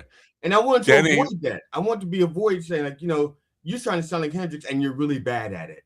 Yeah. I mean, there's a couple of people that come close. No question. Robin Trower, I think, comes Eric really Johnson. close. Eric Johnson. Yeah. One of the most, and yeah, Stevie Ray Vaughan, and one of the most memorable parts of the last time I talked to Denny was a story he told me about Jimi Hendrix and Ron Isley. Apparently, I believe I got this right. Ron Isley was at Jimi Hendrix's house or apartment or something. Jimi Hendrix was staying with the Isley Brothers because he was in their band. And they were watching they were sitting on the couch in the living room watching the Ed Sullivan Show. And all of a sudden, they do Twist and Shout. Yeah. And Isley goes, "Whoa, they're doing our stuff." Not worried about it, though, because we got Jimmy. Yeah, the greatest guitar player in the world. Oh, you know, at the time that was the label that was on him. So I want to still fits. I want to talk about the book. So there's a story that Tommy Chong tells or told. I don't know how often he tells it, but he told it at least once. They were performing in England. Tommy Chong's band was performing in England to like a whooping like 6 or 7 people, and in walks in Jimi Hendrix with his posse, and Hendrix asks if I can sit in with the band. Right. And so Jimi Hendrix sits in with the band, but he plays bass for the whole night. Right. And that was to me like I said, those one of the ones I wish I'd been there, because Jimi Hendrix playing guitar is like he always does it, but to pick up the bass and flip it around and play. Let me tell you something. Jimi Hendrix, most people don't know this, was black. Even though he had a band. Mitch Mitchell was a good drummer. Yeah. Paul Redding was a terrible bass player, and Jimmy had to go in and redo all the bass parts on the albums. Wow. And I got that from Chris Squire of Yes, who knows bass players, obviously. Oh yeah, he's a really good bass player. He's probably the best. Let's talk about get the Let Out, because I think this is a second version of the book, right? This came out in 2009, right when the charity concert at the O2 Arena was happening. They did one show. It became the Celebration Day video. Show, and they got inducted into the Hall of Fame, and it exploded. And then people realized, I mean, how many kids do you see walking down the street wearing Led Zeppelin shirts? Come on. Yeah. The really cool thing is when I see like a kid I was in a supermarket, and the kid just like maybe 6 or 7 years old, and they had a Zeppelin shirt on. And I said to the father, I said, "You mind if I ask your kid a question?" And they said, "Sure." I said, "Are you a Led Zeppelin fan, or are you wearing that because your dad makes you?" And they said, "I'm a fan," and they start rattling off all of these songs. Yeah, and I was like, and he goes, "Yeah," he goes, "My kid is a fan. I wouldn't let them wear the shirt otherwise." Yeah, the reason I added 200 pages to the original book, I kept the best of what was in it, got rid of some other stuff, added all this new memorabilia, added some other stuff which people have never seen, which I'll get to in a minute. But the reason that I did this book, and that I think I have the background to do it, is there's a couple hundred Led Zeppelin books, but most of them have been written by people who weren't even born when the band came out, never saw them live, never met one of them, and I check all the boxes. So, I figured I'm able to do that. I mean, I was a big Yardbirds fan, and I remember exactly where I was. I was in outside of in Pompano Beach, Florida, listening to WSRF at night, and Good Times, Bad Times came on, and then Babe, I'm Gonna Leave You. And I said, holy mackerel, what's that? There is so much in this book that is so riveting and interesting for a guy like me who grew up idolizing the band and almost got killed trying to get tickets for it. There's no way we're going to talk about all of it. But I got stories from people that had not been told, and I got connected to just about everybody. I'm in a couple of 100 hours of interviews with the band and people that knew them. And, I could tell you side stories. One of the biggest ones that I'm finding out, because people are, letting me know, I never knew that. I talked to Geezer Butler from Black Sabbath. Right. And he said, I said to him, well, I heard there's like this rumor that you recorded an album with the Zeppelin. And he goes, well, yeah, there is an album called Black Zeppelin. I said, really? He goes, yeah. Robert Plant, John Bonham came to the studio, Tony Iommi, myself. We jammed. We told the engineer not to record it, but of course, the music business, that doesn't mean anything. And he said the tape is definitely there. It was confirmed by Iommi. It's been a rumor for years. It has not surfaced. And he said, I think someday it will surface on like YouTube or something. But he said it was amazing. They, Plant and Bonham used to go see Black Sabbath a lot because they were from the same area. And one time Bonham went in to play Bill Ward's drums and he destroyed him. So that's only one of the stories. The other, all the people that were asked to be in this band and turned it down. There's a lot of them. There's great stories. I have a, because now, and please feel free to correct me because I am not a. Oh, I will. Don't worry. Okay. Now, as I understand it, when Jimmy Page left the Yardbirds, he went to put together a band, right? And I think he approached Dio to be the lead singer, and Dio turned him down. Dio wasn't even around then. Okay, then who was it? Because they recommended Plant. You're talking like 67, 68 when he was starting. Jimmy wanted, first of all, he wanted Terry Reid. His two choices. Right. I'm sorry, Terry Reid. Yes, Terry Reid recently died. Or Steve Marriott from the Small Faces. Those are the two people. Because right, I was thinking of Terry Reid, and I apologize. It shouldn't have been Dio. It was Terry Reid. The story on Terry Reid, and I've talked to Terry Reid, is he said, "Look, you got to remember something. They weren't Led Zeppelin then. They were the New Yardbirds." Right. He goes, "Now I just had gotten a solo deal, and I got the chance to open the U.S. Tour for the Stones." Right. So I told Jimmy, I can't pass on this. But there is this guy up in the Midlands named Robert Plant. You should check him out. Steve Marriott, excuse me, was in a band called the Small Faces, had a lot of hits. Robert Plant was a huge fan, used to go see them all the time. And so Jimmy contacted Marriott and said, "Are you interested in being the singer in my new band?" Well, 2 days later, a guy named Don Arden, who is Sharon Arden's father, Sharon Osbourne, Ozzy's wife. Right. Yeah. He was a gangster. But he also was a manager. He managed Black Sabbath and a bunch of different bands and the Small Faces. He called up Jimmy Page and he said, "Look, if you ever talk to Steve Marriott again or try and poach him, you're going to have to learn how to play guitar with broken fingers." That was the end of it. Did he? No, I'm just teasing. I'm just teasing. Now, the other thing about Terry Reid is this guy unlucky twice. Right. After he turned down Zeppelin. Now, remember, they weren't Zeppelin then. They were the New Yardbirds. Right. And the Yardbirds were much bigger in America than they were in England. They were just like, the Yardbirds had a few hits for your love, but nothing amazing, except for the guitar players that had been in the band, Eric Clapton, Jeff Beck, and Jimmy Page. Yeah. So Terry Reid then gets asked to be the new singer in Deep Purple before Ian Gillan, and he turns that down too. So this guy, unlucky. Now, some of the people that were asked to be in the band, Nicky Hopkins, who's a very well-known session player. Documentary just came out on him. He was inducted into the Rock and Roll Hall of Fame as a sideman this past year. He played with everybody. He was at, Jimmy said, "Would you like to be my, piano player for my new band?"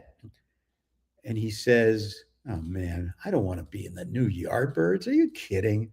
I don't want to be. I got an offer from Jeff Beck. I'm joining the Jeff Beck group. Biggest mistake I ever made." Commercially, but you know what? I love Beck. But you can't eat your art. So yeah, commercially, the biggest mistake he ever made. Obviously. Yeah. So they weren't called Led Zeppelin. Nobody knew they were the New Yardbirds, which is what they had to call themselves in the beginning anyway. They had some dates to do in Scandinavia, left over. The Yardbirds broke up. I think it was June of that year, and then September comes around. They had 2 weeks worth of dates in Denmark and Sweden. And they didn't want to blow them off because they had already been scheduled. They would have gotten sued. Anyway, Jimmy says, "Okay, we'll go as the New Yardbirds." And right when they got there, he said, "You know what? We're going to start calling ourselves Led Zeppelin." Well, the daughter of, I forget his first name, von Zeppelin, the German guy that had something to do with that, sued. She said, "You can't call your band after my family name." So they had to go back to the New Yardbirds until they came to America, and that tour was over. Then when they first played the Marquee Club in London, it was Led Zeppelin, formerly the New Yardbirds. But Led Zeppelin had nothing going for it as far as a band, except that Jimmy Page, who had been a Yardbird, and after, the Yardbirds, you got to remember, after the Beatles and the Stones, the Yardbirds are the most influential band in rock history because their first guitarist was Eric Clapton, their second was Jeff Beck, and their third was Jimmy Page. Right. One. But in England, they, you had to have a hit single. So that's why they did all, For Your Love and Still I'm Sad and Shapes of Things. But they couldn't really play places bigger than a few colleges and et cetera. They would come to America and they would do the Dick Clark shows and the Brooklyn, Fox for Murray the K. And, they had somewhat of a following. They played bigger places. So they did have a following, especially colleges. That's why they concentrated on America. They didn't even play England for a long time. Wow. Now, what happened was, this is all factual, double check, triple check. Finally got this stuff, which I didn't have for the last book. Guy named Jerry Wexler, vice president of Atlantic Records, also the guy that produced Aretha Franklin and a lot of people, said, he knew who Jimmy was. But what happened was he was neighbors to a lawyer named Steve Weiss, who also was Hendrix's lawyer. And he was the Beatles' lawyer and Peter Grant's lawyer, Peter Grant the manager. So he was the Yardbirds' lawyer. And he was out getting his mail one day, and Wexler was out. He lived next door to him, getting his mail from the mailbox. And Weiss says to Wexler, he goes, you heard of Jimmy Page? He goes, well, yeah, of course. We've used him on sessions. He's one of the best guitar players in the world. And Weiss goes, well, let me tell you something. I'm out shopping his new band. And I got an offer from, I won't mention the label, and I got another offer, but I think the guy's an asshole. You want to sign him? Wexler said, are you kidding? Of course, we'll sign him. So that's how Atlantic got Led Zeppelin. Wow. So Jimmy, who was, had done 1,000 sessions, knew the studio inside and out, played on thousands of records. If I told you some of the records he played on, you wouldn't believe it. Everything from the Goldfinger tune, all the Petula Clark records, Kinks records, Who's records, Van Morrison, the Them records, Anyway, Joe Cocker's Little Help from My Friends. He's on that. So Jimmy knew his way around the studio and knew what to do. And the typical thing was you wait, you get a record deal, the record company advances you the money, and then you got to pay it back, and then you get your royalties and everything. Jimmy said, no. I'm going to take the band. We just came off this tour. We're going to go into the studio here in London. I'm going to pay for it myself. And we're just going to cut our live show. And that's going to be the first album. And that's basically what they did. And it cost less than it was 1,700 pounds. And Jimmy still has the receipt. They took those tapes. They flew over to America, Peter Grant and Jimmy, met with Ahmet Ertegun and Jerry Wexler, played him the tape, first album. They said, okay, we want you. And we're going to give you $200,000 a record. Unheard of at the time. Right. Highest ever. Now, what he really meant was we're going to give you $135,000. I got to get the other 65 from one of my licensees overseas so we can have the world. Wexler goes to all the heads of the 35 affiliated companies overseas. Nobody was interested. Because again, it was the stigma of the Yardbirds. So he said, well, I eventually got somebody else to put the other money up, the other 60,000 or whatever it was. And we were able to make a deal for the world. And Jimmy said, now there's a few things I want also, because he'd been around the business. No singles can ever be released. He eventually allowed A Whole Lot of Love to be released in America, but no singles. We don't do television. Thinking was between him and Peter Grant, if you see us on television, you're not going to come see us live. Wow. If you get a single, you're not going to buy the album. I mean, you know what he was doing. Nobody from the record company is allowed to come to the studio when we're recording. I pick the covers of the album. I do everything because I've been in this game a long time. And they said, well, you know what you're talking about. And after they heard that first album, they were like, whoa, okay. So they signed the deal. And if you look on the internet, you can actually find the contract because of the later Stairway to Heaven lawsuit, which you might remember, which I'll get into in a little bit. They had to disclose that in discovery. People don't know it, but it's out there in the public domain now. The contract, it says 135,000 for the U.S., and then it says another 65,000 from whatever. It's 200,000 an album. Wow. And I mean, you know what that's like today in today's money? I can't even imagine. Probably $1 trillion, something around that. But anyway, then they had to, get a tour, which wasn't hard. Peter Grant, who had some experience touring in America, he managed a band called the New Vaudeville Band, which had one hit called Winchester Cathedral, if you remember that one. Oh, yeah, I remember that one. Okay, and he had some other bringing me experience. down. He knew America. And he said to Jimmy, and Jimmy realized it too, because he had done a couple of tours in America.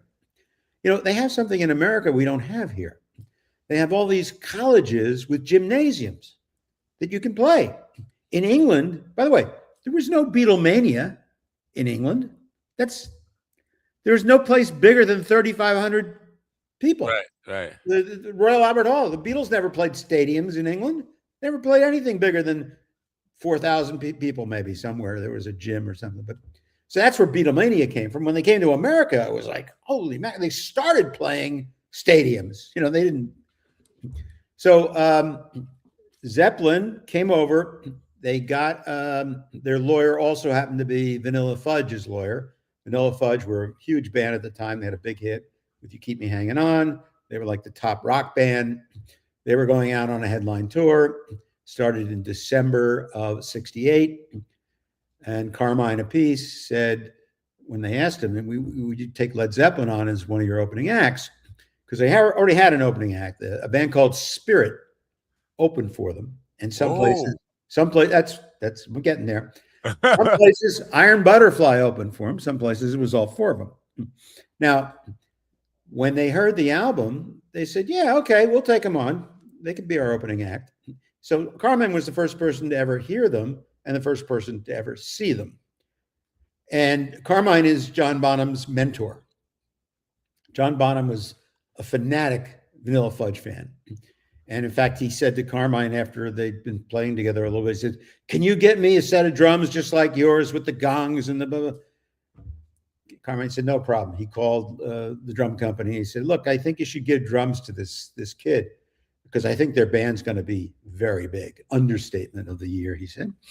And that's what happened. Now, after several dates, and there was, it was Vanilla Fudge, Spirit, Led Zeppelin, a couple places they called it Lef Zeppelin. You can see all the posters. Len Zifflin, right? Les Zifflin, very good. and a lot of times it just said, formerly the New Yardbirds, because people did know the Yardbirds in America. After the first tour of like colleges, then they did some other tours. They went and played the Whiskey A Go-Go, where they co-headlined with Alice Cooper. They went and did the Fillmore, where they were the middle act under Buddy Rich, and actually they were the opening act under Buddy Rich and Country Joe and the Fish. Okay. Then Carmine said, I've never seen anything like this in my life. He says, now I'm going to admit something to you that I've never admitted. No band will admit this. Led Zeppelin blew us off the stage. So after they did the second American tour, it was Vanilla Fudge, equal billing, Led Zeppelin. He said a month or two later, Vanilla Fudge, co-billing, but opening for Led Zeppelin. That's how quick it took off. Wow. And that, that was it. They did like 5 tours of America that year. It was they do 3-4 week tours. And they played everywhere. And they headlined the Fillmore, and they even played the Newport Folk Festival. Because at that time, I got the story in here, which I didn't know. At that time, the Newport Folk Festival wanted to start to get hip. And they felt, well, we should, get some rock bands. So they hired the Paul Butterfield Blues Band. Eventually, of course, they had Dylan, where he went electric. And they hired Led Zeppelin. And they played the Newport Folk Festival. which I did not know. That's insane. I got that from a guy named Josh White, who did the lights. Josh White did the Joshua Light Show, which was the show that at the Fillmore did all the shows. So he's interviewed in the book for the first time. He got to hear and see all the Zeppelin shows. You can get to see them because they were behind the stage doing the lights, but he knew what was going on. So these are the kinds of people I went after, knowing that people hadn't interviewed these people, and these people had a great insight as to what was really happening. Wow. So, I use so many people in the book. It's just that you talk to. I found, I mean, like everybody that, had anything to do with them. And I'll tell you a couple quick stories. They had a guy, Peter Grant, when the Yardbirds had, getting ready to do their first, get together and do the first tour and release the album. Peter Grant hired a guy named Bill Harry to be their publicist. Bill Harry had been the Beatles publicist in Liverpool. So, of course, he was the go-to guy, every band. Procol Harum, everybody. He was everybody's publicist in England at the time. So he gets a call from Peter Grant. And Peter Grant says, I want you to come to my office because I want to talk to you about something. He says, I want you to be the publicist for Led Zeppelin. He said, oh, okay, no problem. Peter Grant goes, however, your job is to keep the press away.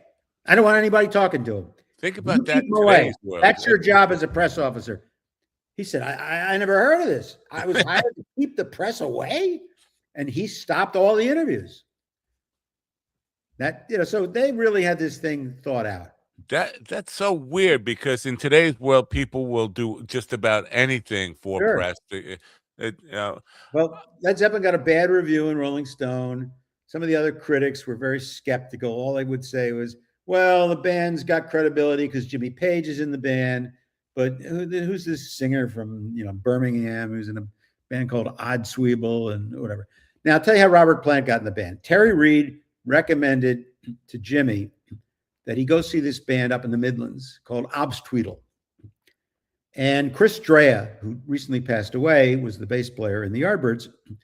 And he was considering whether or not to join the new band. He decided not to at the last minute. But Jimmy said, why don't you come up to Birmingham with Peter Grant and I? We're going to look at potential members. So the three of them go up to this gig in Birmingham, Obstweedle. And this is Chris Drea talking. He says, Jimmy said, yeah, the singer's not bad, but that drummer, he's a must. And that was Bonham. So he said it was no guarantee that Plant was going to get the job until he went to Jimmy's house a few weeks later and they talked music. And Jimmy said, okay, we'll give it a shot and see what happens. And that's how Robert Plant got in the band, and that's how John Bonham got in the band. Wow. And John Bonham wasn't even supposed to be there that day. He was playing drums for a guy named Tim Rose, who was a folky guy. He wrote, claims to have written Morning Dew and Hey Joe and a bunch of other stuff. Anyway, he was Tim Rose's drummer making $150 a week. And they said, that's a lot of money, even though. Yeah. He said, wait a minute, I'm making $150 a week. I can't just give that job up. Don't worry, we'll pay you $150 a week. Just come down here and jam. They got together, they jammed, everything went great. And Jimmy said, we're going to do the first album. It's basically our set we've been doing in Scandinavia, except we're going to drop For Your Love and one or two other songs, which they did from the Yardbird days, just to have the connection. And that's how the band came, they got together in a rehearsal studio on Gerrard Street. And from the moment they started off with a song called Train Kept a Rollin'. And it was magic. And everybody said, yep, this is going to work. And that was it. Wow. So that's how they got going. And all the other people, there's other people that, are going to say, well, the BJ Fisher, who was the drummer in Procol Harum, I believe, he's who Jimmy wanted to be the drummer before he found Bonham. That's the only other. It would have been a whole different band. I mean, Bonham, totally. But he was a great drummer, but not the whole Zeppelin thing, by the way, is built around the drums. When you think about it, everything is draped over the drums. Yeah. Without the drums, that's why they've never wanted to get back together because Bonham wasn't in the group. They couldn't get like a Kenny Jones to fill in, or when Keith Moon died. Bonham's death was the death of the band. Without and I got this from a lot of people, including Chris Squire, who was a very good friend of mine. Was in Yes. They were the other big band on Atlantic. It was Yes and Zeppelin were the two big bands. And he used to say to me, he goes, the whole thing's around Bonham, because you could just tell. I mean, without him, these guys couldn't do what they did. I mean, Jimmy was great, but he draped it all around him. So that's really the true story of Led Zeppelin. And of course, they came back and they did sellout tours, nothing less than sellout tours. They played Tampa Stadium. They had a great PR guy in America, a guy named Danny Goldberg, who was a PR person. And later went on to management. He managed Stevie Nicks and managed Nirvana, actually. Yeah. Grant said to him, look, PR in America.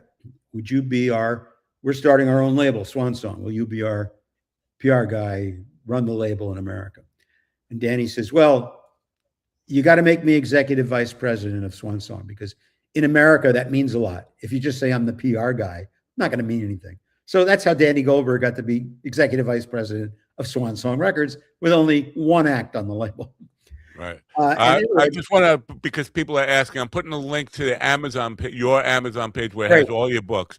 But I think the latest version of Get the Lead Out isn't on there. This is the one you want. There's only the original one sold out. There's a couple loose copies floating around.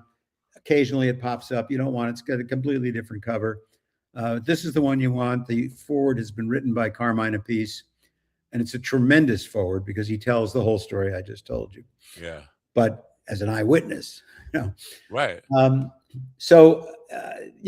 These other, I'm trying to think of some of the other. Oh, there's a guy named, here's what happened, how I got this book deal. This is unbelievable to me.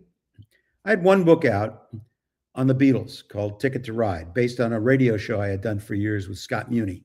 Scott Muni is the guy from WNEW-FM in New York. Was there when the Beatles came over. It was on WABC at the time.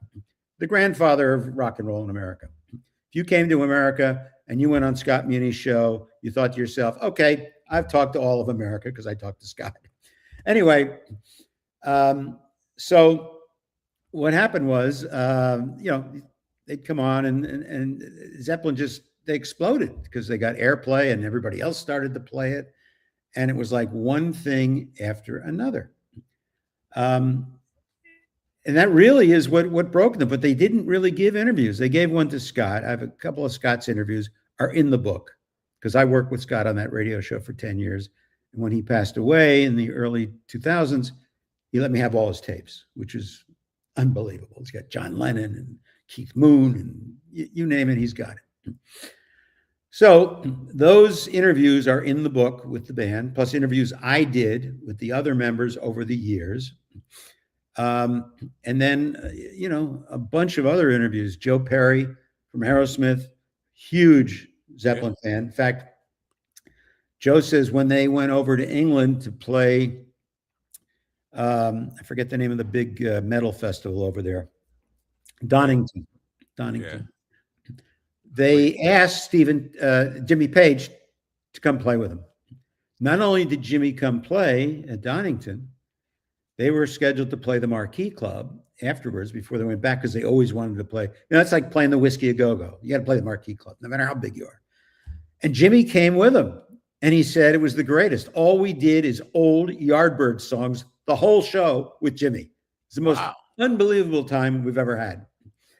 One other story, which isn't been revealed, is Jimmy has wanted to put a new singer in and go out as Led Zeppelin for years.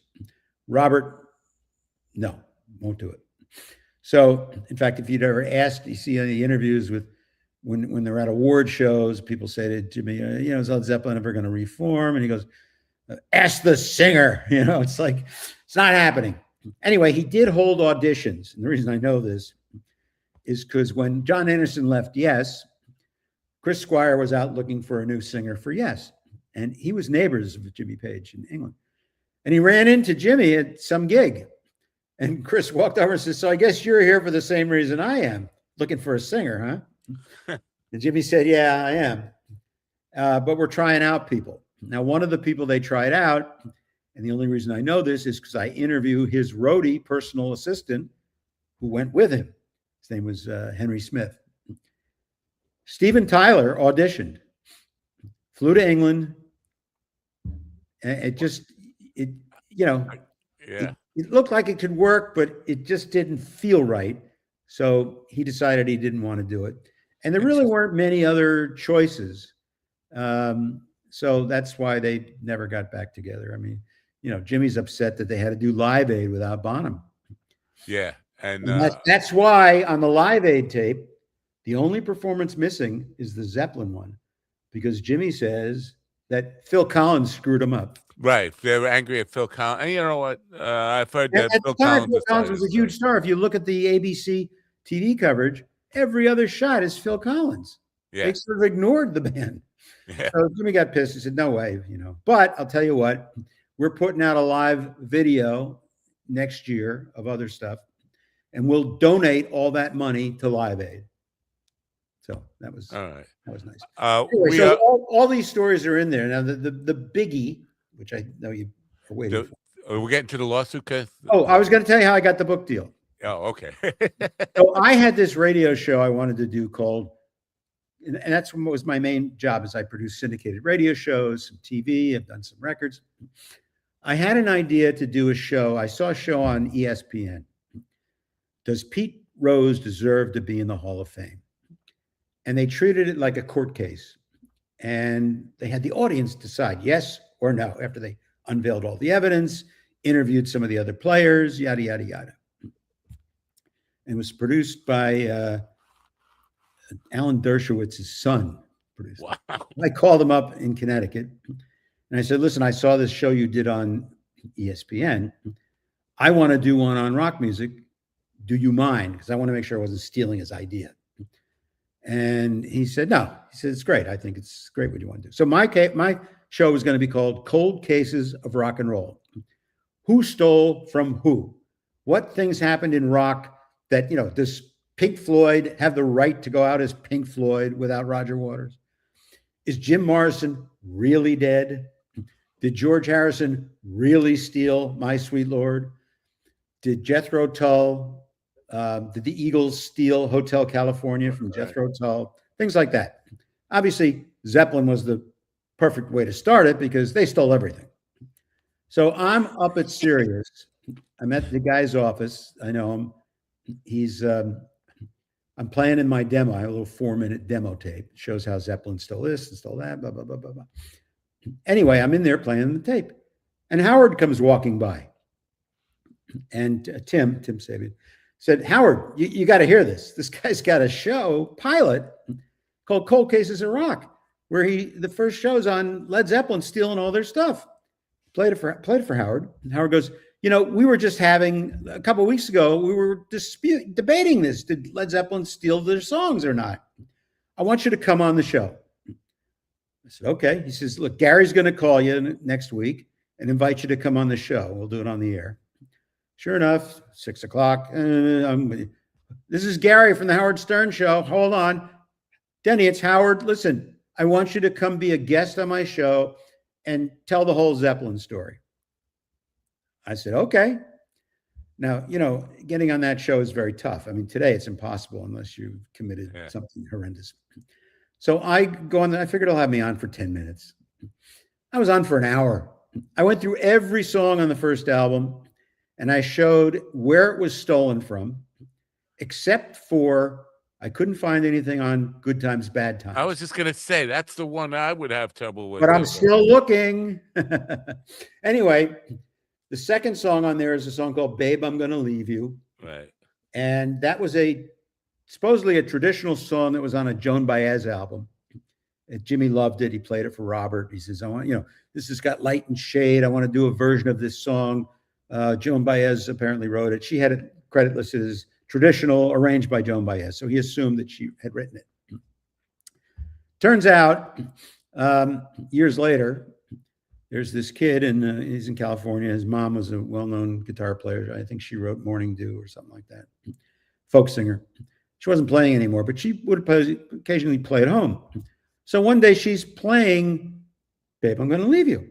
And her 15-year-old son comes in and goes, Mom, why are you playing a Led Zeppelin song? And she said, Led Zeppelin song? Are you kidding? I wrote that song. Okay, lawyers, you look at the first album, all the credits have been changed. It says, written by Ann Breeden, Page, Plant, blah, blah, blah. The third song, which is the highlight of their live show, You Shook Me. When they played, the Yardbirds played the Anderson Theater in New York, one of their final dates, which later became the Fillmore. The opening acts were the Youngbloods and a guy named Jake Holmes, who had a couple albums out. And I got a hold of Jake Holmes, and I, started to interview him because Tim said, we're going to do this show. It'll take us weeks to get a contract. Just go start working on it. Use our studios, blah, blah, blah. We'll figure it out. He said, what do you want to do? I said, well, I want an hour show to outline all the clues and play everything, let the people decide, and come back the following week for another hour, and we'll fight it out, and we'll have a decision, yes or no, did they steal these songs? So I started working on it, bring Jake Holmes in, and he comes over to Sirius, and he goes, man, something's going on, because half a dozen people call and say they heard my name mentioned on the Howard Stern show this morning. What's the deal? Oh, by the way, the Stern's audience went nuts, because when I got to the Stairway to Heaven, which I'll come back to in a minute, kid calls up and he goes, Stairway to Heaven was ripped off? Zeppelin didn't write it? God, that was the song of my wedding. Does that mean my wedding's not legal? I mean, these people are going crazy. They Don't get out of it that easy. 400,000 callers. And I thought to myself, okay, I really wasn't thinking, the Stern show is repeated every 4 hours due to the time differences. Right. Every 4 hours, 400,000 people were calling up. So that's what I knew there was something there. It set the internet on fire, by the way. It did. And it's on YouTube. I eventually got a copy of it, and it's up on YouTube, the whole 40-minute interview. Anyway, I go through the first album. I talk about the songs on the second album, like Whole Lot of Love was a Willie Dixon tune. And his daughters were driving around Chicago, and they heard it. They got a lawyer. And it says written by Willie Dixon, Page, Plant. All the credits have been corrected for the most part. How Many More Times was really How Many More Days by Howlin' Wolf. The Lemon song is really a song by Howlin' Wolf called Killing Floor. And you can see it was very easy. Now, you get to Stairway to Heaven. First of all, Zeppelin stole it from the Small Faces. Small Faces did a version of that Willie Dixon song, but exactly the way Zeppelin does it, where Steve Marriott goes, woman, he does all those impressions, which is where Plant got it from. Now, what happened was, the rumors are going all over the place. Forbes magazine did a whole thing on this appearance on the Stern show, just get everybody crazy. Finally, this lawyer, there's only one member of Spirit still alive. That's Jay Ferguson, the bass player. He later was in Firefall.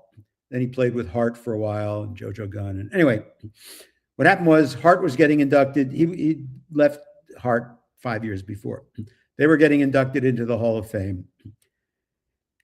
And they're using pictures of, him in the ads. And he got pissed because he's not getting inducted. He wasn't in the band 5 years ago. He was in the band for 10 years, but he's not in it now.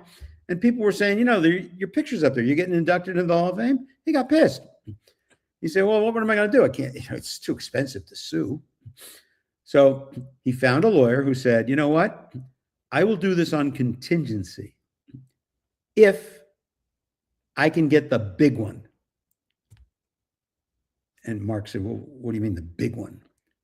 I want the Stairway to Heaven case. I'll do that on contingency too.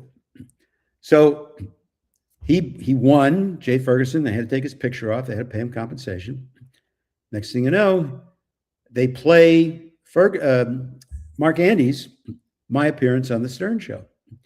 And he goes, That's exactly what happened. Zeppelin were huge fans of Spirit. In fact, on the BBC Live at the BBC album, there's a song where they incorporate two Spirit songs partially, Mr.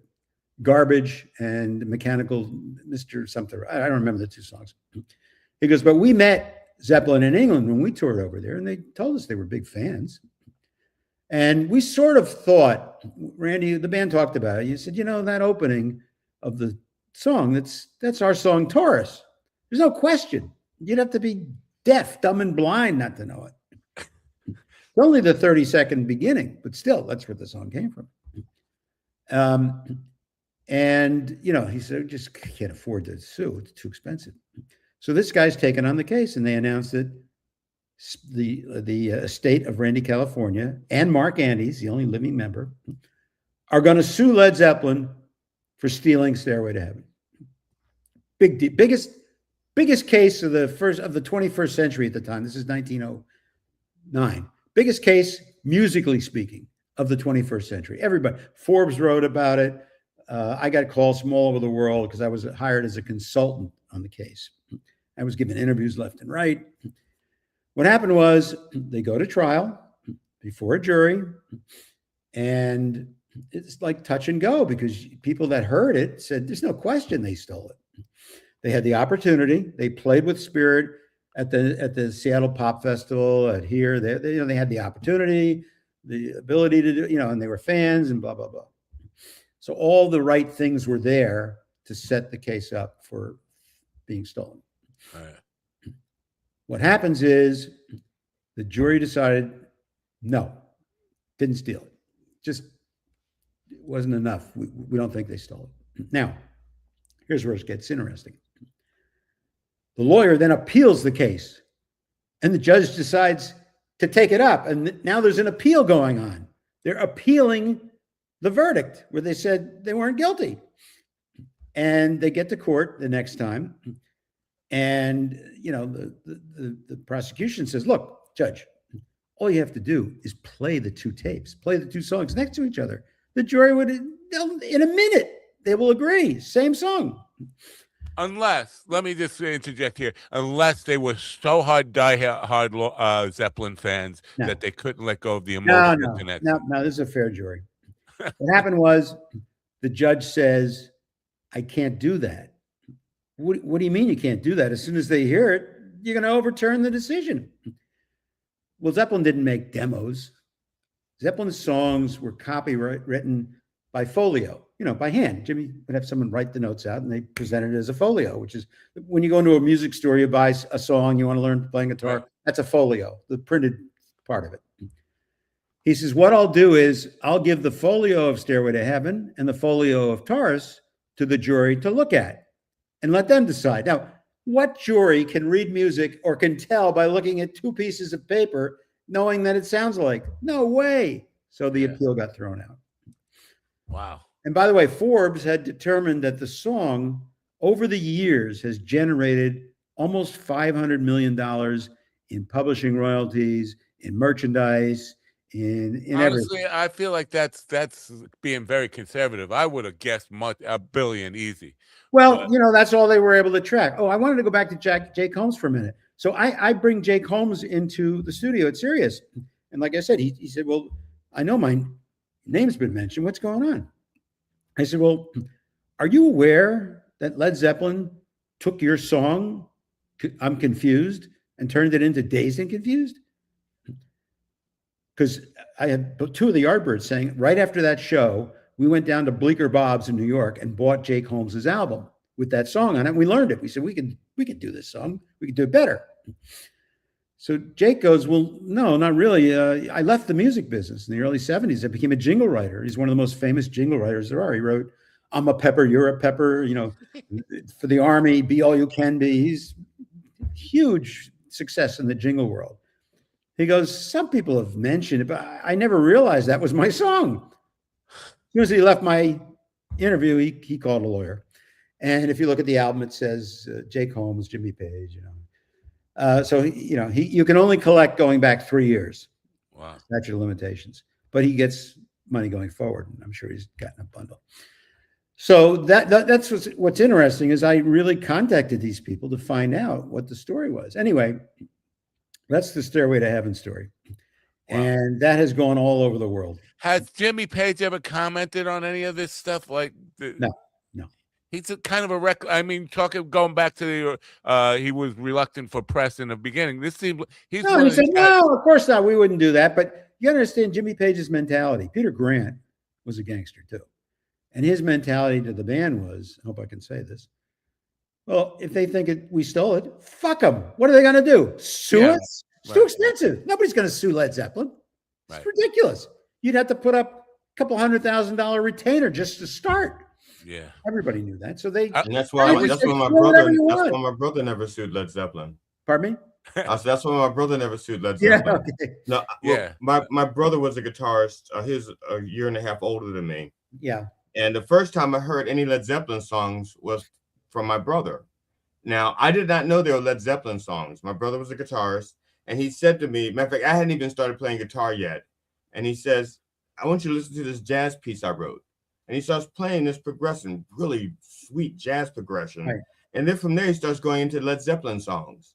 I don't know Led Zeppelin, so I'm thinking he wrote these songs and this is all part of his stuff. Okay, that's fine. But he didn't have the opportunity.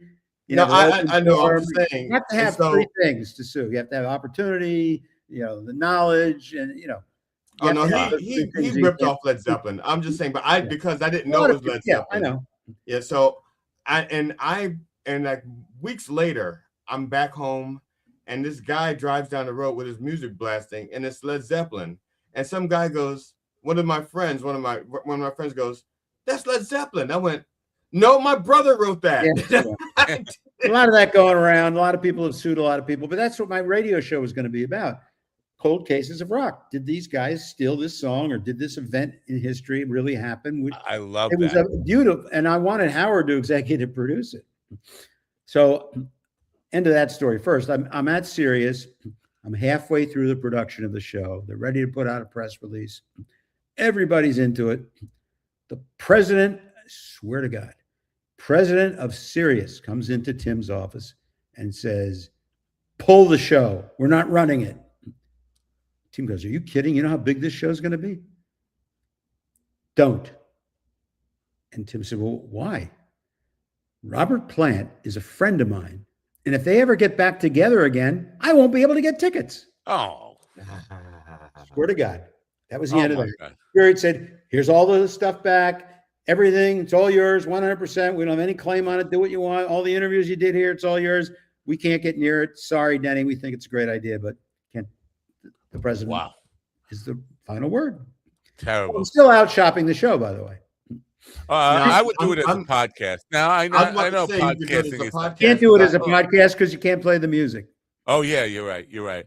I got a radio show. It'll be tremendous. Right. I mean, when you hear the stuff, I have an overlay, a song from the second Jethro Tull album called "We Used to Know," and Zeppelin and the Eagles opened for Jethro Tull. And then you listen to Hotel California. I did an overlay. Hotel California is the song "We Used to Know" on the second Jethro Tull. Right. No question. And they opened for him, right? Yeah, they opened, right. They heard them playing that, so they had definitely had opportunity. They had the opportunity. Again, and I asked Ian Anderson. I said, "How come you didn't sue?" He said the same thing. We are very short on time, and I got to get to something that I have been wrestling with for a long time because briefly, 1973, Led Zeppelin didn't play Madison Square Garden. They played Nassau Coliseum, and that was 75. That was difficult to get tickets to. 75 came around, and everybody was chomping at the bit. Sleeping, I was one of the people sleeping on the sidewalk to get tickets. They cut off the tickets, and then we had to wait a Ticketron. I almost got trampled to death in that whole thing, and that I think that started this whole industry where tickets are just handed by corporations and corporate scalping and all this stuff. Do you know? This is in the book. I haven't gotten to that part of the book yet, but I'm sure it's in the book. But this whole the politics behind all that and what really what's the real story behind that? It's all Ticketmaster's fault. Ticketmaster, the bands blame Ticketmaster because they can. The money for the fees go to the bands. The bands don't want to admit it, so they say, well, it's Ticketmaster. And Ticketmaster takes the fall because they make a lot of money selling tickets. But that's basically what it is. Wow.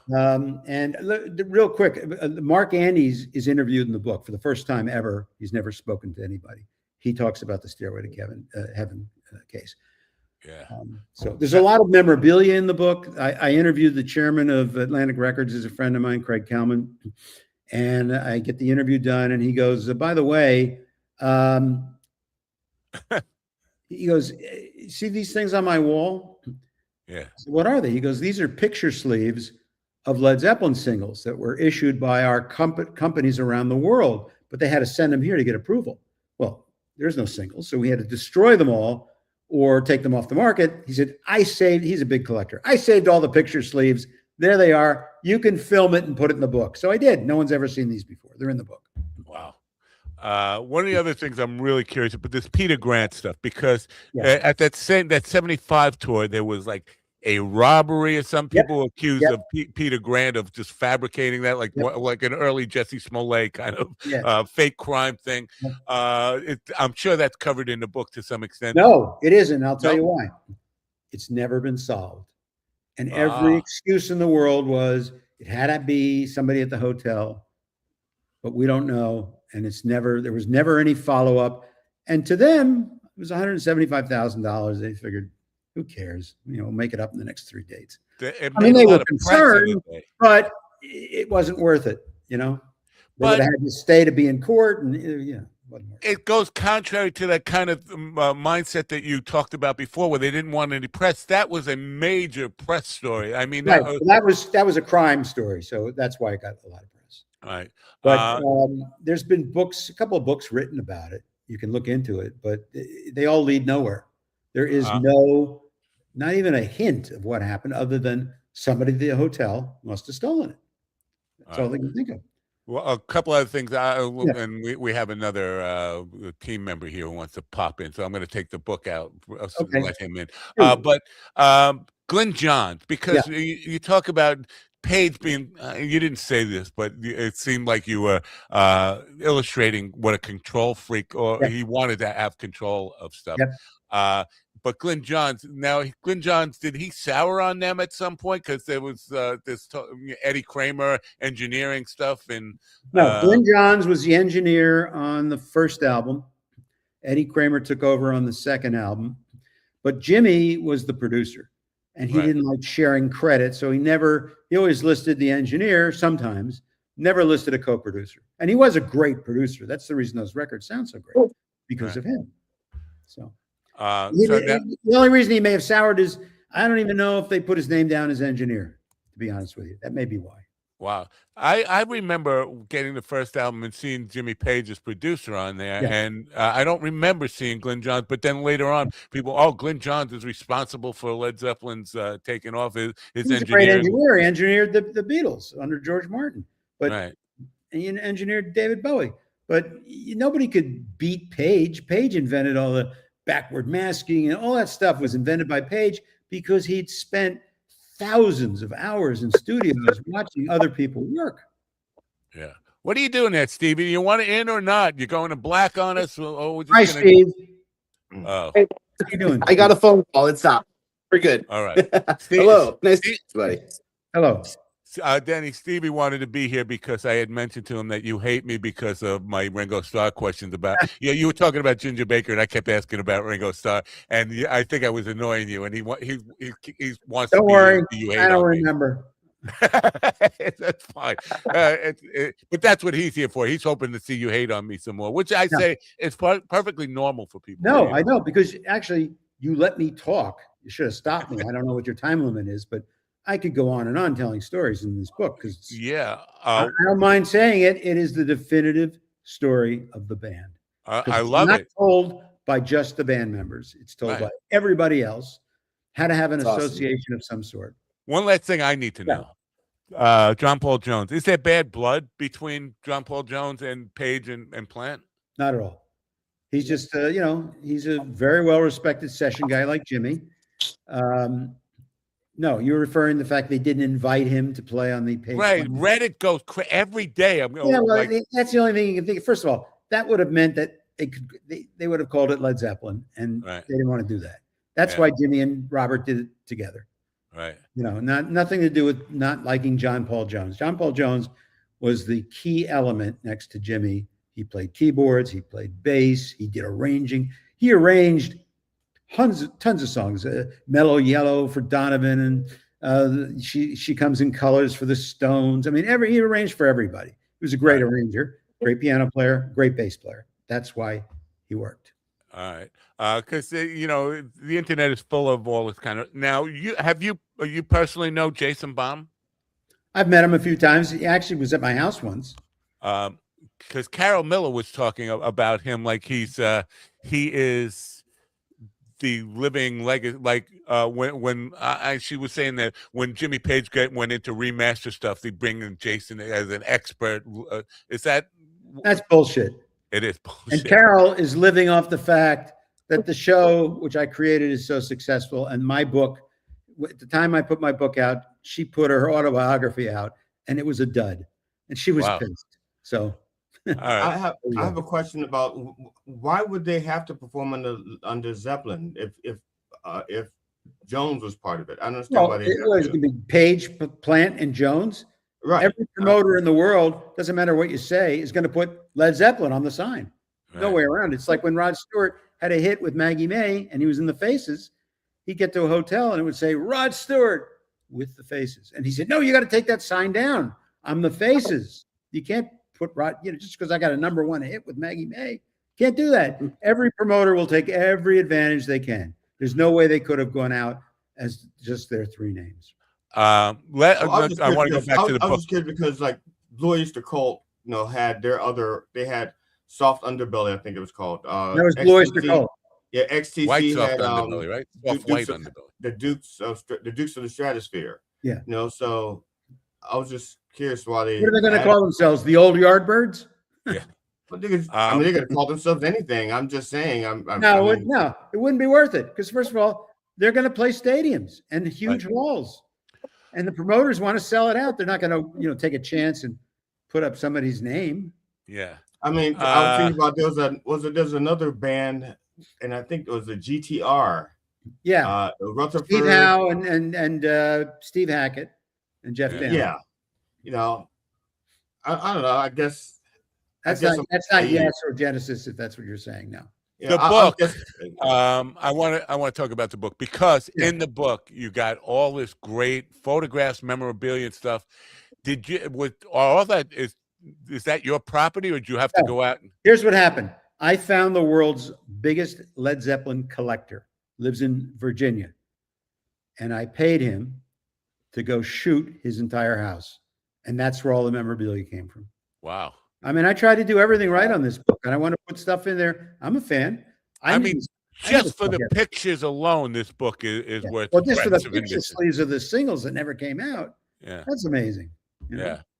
Now the other part of it that the book that it seems to be like almost a very day by day history of the band, and that's getting a little carried away.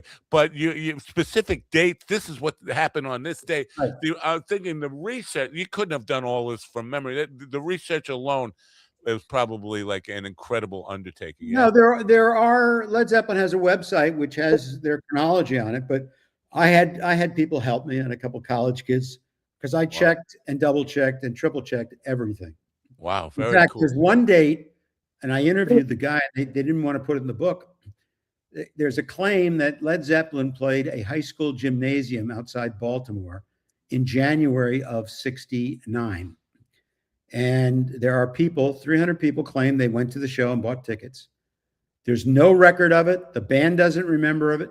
Remember, if you go to their official website, they list the date. It says rumored to have happened, but no proof ever offered. Wow. Listed. So. Wow. That's I interviewed the guy who promoted the show. Like how do you have a phantom show like that nobody remembers, but everybody remembers? I have an explanation for that.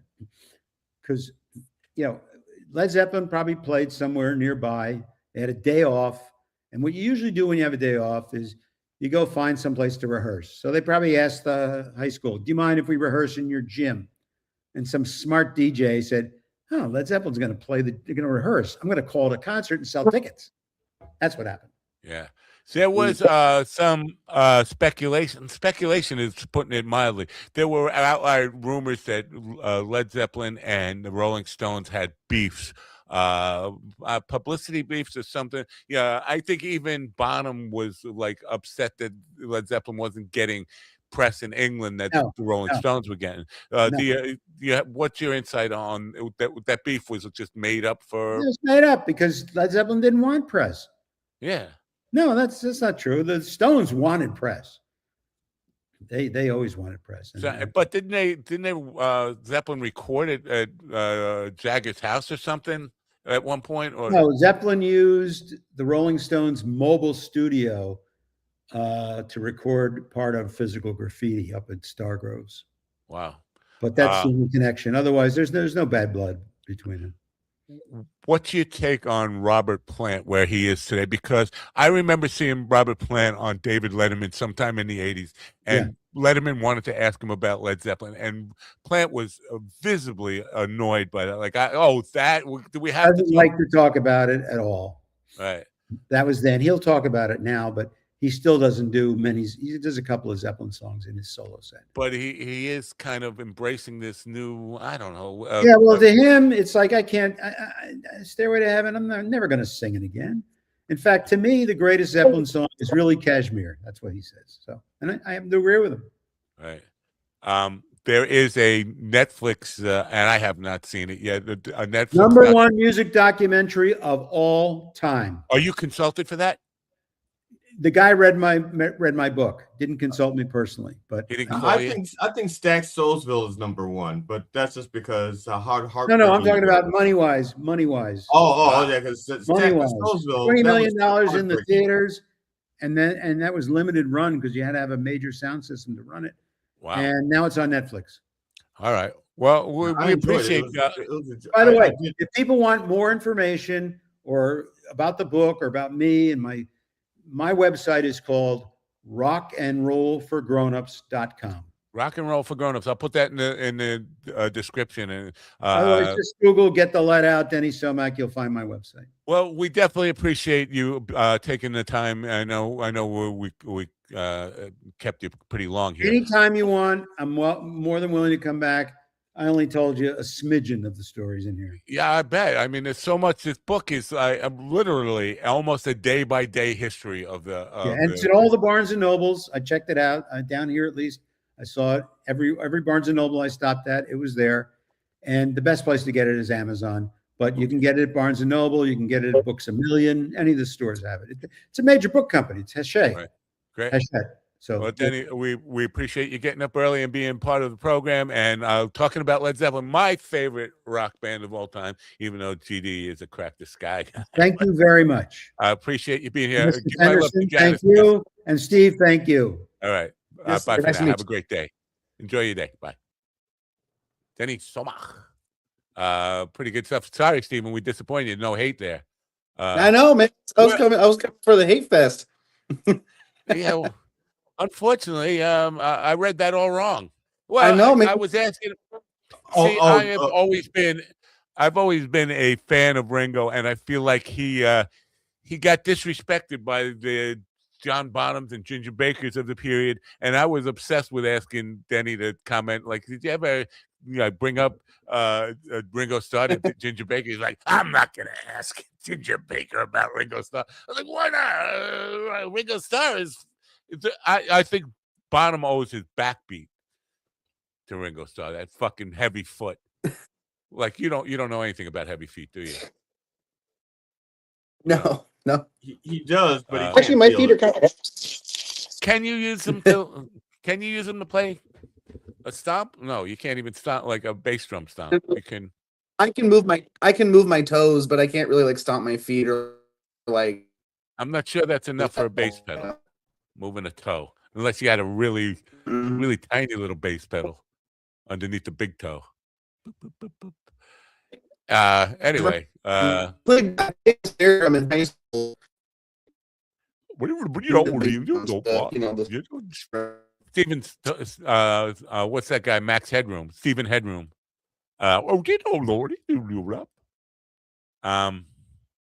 So pretty surprised Denny knew Crack the Sky and knew about Crack the Sky. I'm not surprised. You're not. Of course you're not. They're the shit, man. The shit. They're the shit. So did you know anybody? Did you ever hear the Baltimore Gymnasium rumor about Led Zeppelin being a Baltimore guy? Yeah, but the person I heard it from, I know is a compulsive liar. So, if it could have been true. You didn't hear it from me. Wait, you heard it from me? Oh. My brother, the rapist. Oh, the therapist. It's therapist. What is with this Max Headroom dude popping in, popping out, popping out? Now he's giving echo problems. What is this dude doing even? What is he here for? Except to cause trouble. Yeah. So So my brother, the rapist, was a compulsive liar, and so he would say things, and you would know. The thing is, he was such a good liar that there would be like he'd only use like 4% truth and like 96% made up shit, but that 4% was so solid that you'd almost want to believe the other 96%. But you have to start off with the premises: he's moving his lips. We know he's lying. And then he actually could tell the truth about something, and nobody would believe him. You know what? I don't know if he's got this right. Kev says he recorded a new band song using Dad Gag. I think it's Dad Gad. But I've been experimenting with this tonight. Even my singer thinks it's too much like the Rain song. Dad Gad is the tuning that I've been. But if you look if you look at his text, there's a lot of misspelling in some. So I don't know. Yeah, I think it probably Dad Gad, because Dad Gag, you'd break the top E string if you tried to tune that up to G. That's. Oh, I thought that was like a sexual maneuver. Dad Gag, no. Like so you tune the top. you tune the low E bobo down to D. A, you leave the same. Yeah, boy gag. The B string you tune down a step, but then that, according to that, you would be tuning up to G, which is up a step and a half from the natural tuning. You'd pop a string. There's no way you get that. So I think you meant that. I love popping strings. The second G. I've gotten a G out of my E. According to my tuner. You got to really stretch. I mean, I can't imagine. I can't imagine any guitar holding that tension without. I don't think you can do it with new strings. I think you can do it with old strings. I don't think you can do it with new strings. Yeah, and my strings are at least 10, 12 years old. Wow, I think it's time for a change. Anyway, I won't. Here's the reason why I won't change them. If you deposit your check in my account, like within the next hour, we can continue this conversation. When I used to play my guitar, when I used to perform, I used three different gauges of strings. You had heavy, extra light, and medium. And because of the way my attack, I kept breaking different strings. I even broke my low E once. So I started getting different gauges of strings. And so every time I didn't just buy one set of strings. I always bought 3 sets of strings or singles so I could mix them the way I wanted. And that's why I haven't replaced them, because I can't remember the configuration anymore. It's been so long since, yeah. Now, Dad Gad seems to be like a trendy thing, because I've seen a lot of people, and this is what inspired me to play with it the other day. I don't know if you saw me playing with it, but experimenting with this Dad Gad tuning. I see a lot of people are doing it, but Sore Hands mentioned it, and then other people, Jacob Collier is talking about it. So I got check it out. What is it? What's it all about? And I can't fucking figure. I can't make any music. All I can do is open music with it. I mean, I can't. It's like relearning the fretboard completely. Imagine they took and I'm not keyboard and you switch all the letters in different places, and now what the fuck? It's like that. But I think the millennials, Steven's fucking fucked up bank teller, shitty fucking generation is sorry, I got a little worked up over there. It's all right. They've been experimenting with all these open tunings and different kind of tunings for the last 20 years. I don't know what open like standard tuning isn't enough for these fucking bank teller fuckheads. I think they're just trying to. I think they're just looking for ways to use one finger to play chords. I don't know. I haven't tried the tuning. I don't fuck with my tuning on my guitar. I don't even like using capos. You know, I just. Are you a capo bigot? Because there's capo bigots out there. People just like. I know I'm not a capo bigot. I don't like using them. I have used one. There was one song I used it for, and not performing. I never used it performing. And there was one, and there was one song where I actually did have funky tuning. I actually had my open. It was an open E chord when I strummed it because I wore two guitars at once, and so I would play with it, and then I would like hit the other guitar for that one part, and I'd keep playing like this. Was it a double neck or two different guitars? Like no, two different guitars. I couldn't afford a double neck. I wanted a double neck, so I couldn't. How did you get the? Did you put the other guitar on like a stand or something, or you just leave it on? No, I had the one I was playing. I had like up here, and the other one I had like down beneath it. Oh my God! Beneath it and to the side. So sounds like horrible. It was. It was, but it made the song. It was perfect for that song. It was perfect for that song. And then the band broke up before we got to do it live, so I never got to show it off. I remember Steve Howe used to have like an acoustic setup on a stand so we could play it. And then right, and it was and you could roll it away. Or there was I mean, I used to love Steve Howe. Steve Howe. I would fuck that up. I mean, listen, I'm back to self-loathing. I just know I'd be crashing the electric into the fucking acoustic. It'd be bang, and mic stand. Alex Lifeson was the same thing. Alex Lifeson had a stand for his acoustic also, so he could start with playing acoustic and then roll it off, and then start playing the guitar, playing the electric. Now, Rick Nielsen used to just throw his guitar off. He just throw it. Or he had like a 19 neck guitar or something. Well, no, he had different things. There was one time he had like he wore three guitars, and that's where I got the idea that I could wear two, because he was wearing three guitars, and he started playing one and takes it off, and he throws it off stage, and he starts playing the second one and takes it off, and he throws it off the stage, and then the third guitar is the one he's using for the song that they're playing next. Just for point of reference here, Cheap Chicks Roadies had an extremely good benefit package because they were getting. Oh yeah, they had to have good hands. Good hands. They had to good backs because they would end up falling off the stage a lot. Yeah, they were. So, I mean, it was like I said. It was some. It's like I think. Damn it. That Eddie Van Halen's band. What was it called? Van Halen. Right. Van Halen. Okay. They had this one song, I think it's called Volcano or Eruption, that they played just before you really got me or something. And this was like their thing. It's like it was his instrumental thing before they started the song. And he goes through two guitars, throws them off, and then they start playing whatever song they were playing. And it could have been Good night, ladies and gentlemen. Good night, ladies and gentlemen. It's time to go. Or something, whatever it was. I can't remember. Yeah. I think it was like the last song on their Budokan album. Budokan. Yeah, Budokan. That's when you're paying for ass.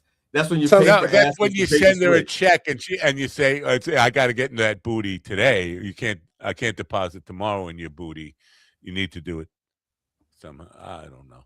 I want to address something that Denny said. I didn't want to call him old, but he's adamant that it won't work as a podcast. I think you can get the rights to do it as a podcast. I was gonna say either you can get the rights or there's like a fair use thing. Like you don't have to play the whole song. You can just play like 10, 20 seconds and compare it like that. I didn't want to say that to him. Oh, I didn't want to say that to him there because I figured I just assumed that he did all the research. But I would gladly let him talk to Alan Katz, because Alan Katz is like producing all these podcasts. This is what he does now. This is the point where I really have a disagreement. But he's thinking radio, it would do great as a radio show. Nobody's going to terrestrial radio at all right now. I mean, basically FM radio is just a fucking wasteland. It's starting to be talk radio. That's how desperate they've gotten. And Sirius, you have to buy in and not people will do that for the first year with their car when they get it free, but not everybody. You don't see all of America running out to get Sirius XM radios and listen in the car or whatever. So I disagree that radio is the right way to go with it. I love the idea of that forensic rock and roll, who stole what from who. Whatever, cold case, rock and roll cold case. I want to do that. Can I steal that idea and do my own podcast now? Does that make me? I think you have to change it. I'd make the format just a little. You have to make it, instead of who stole what, make it who cares about who stole what. I'm just teasing. Plagiarism.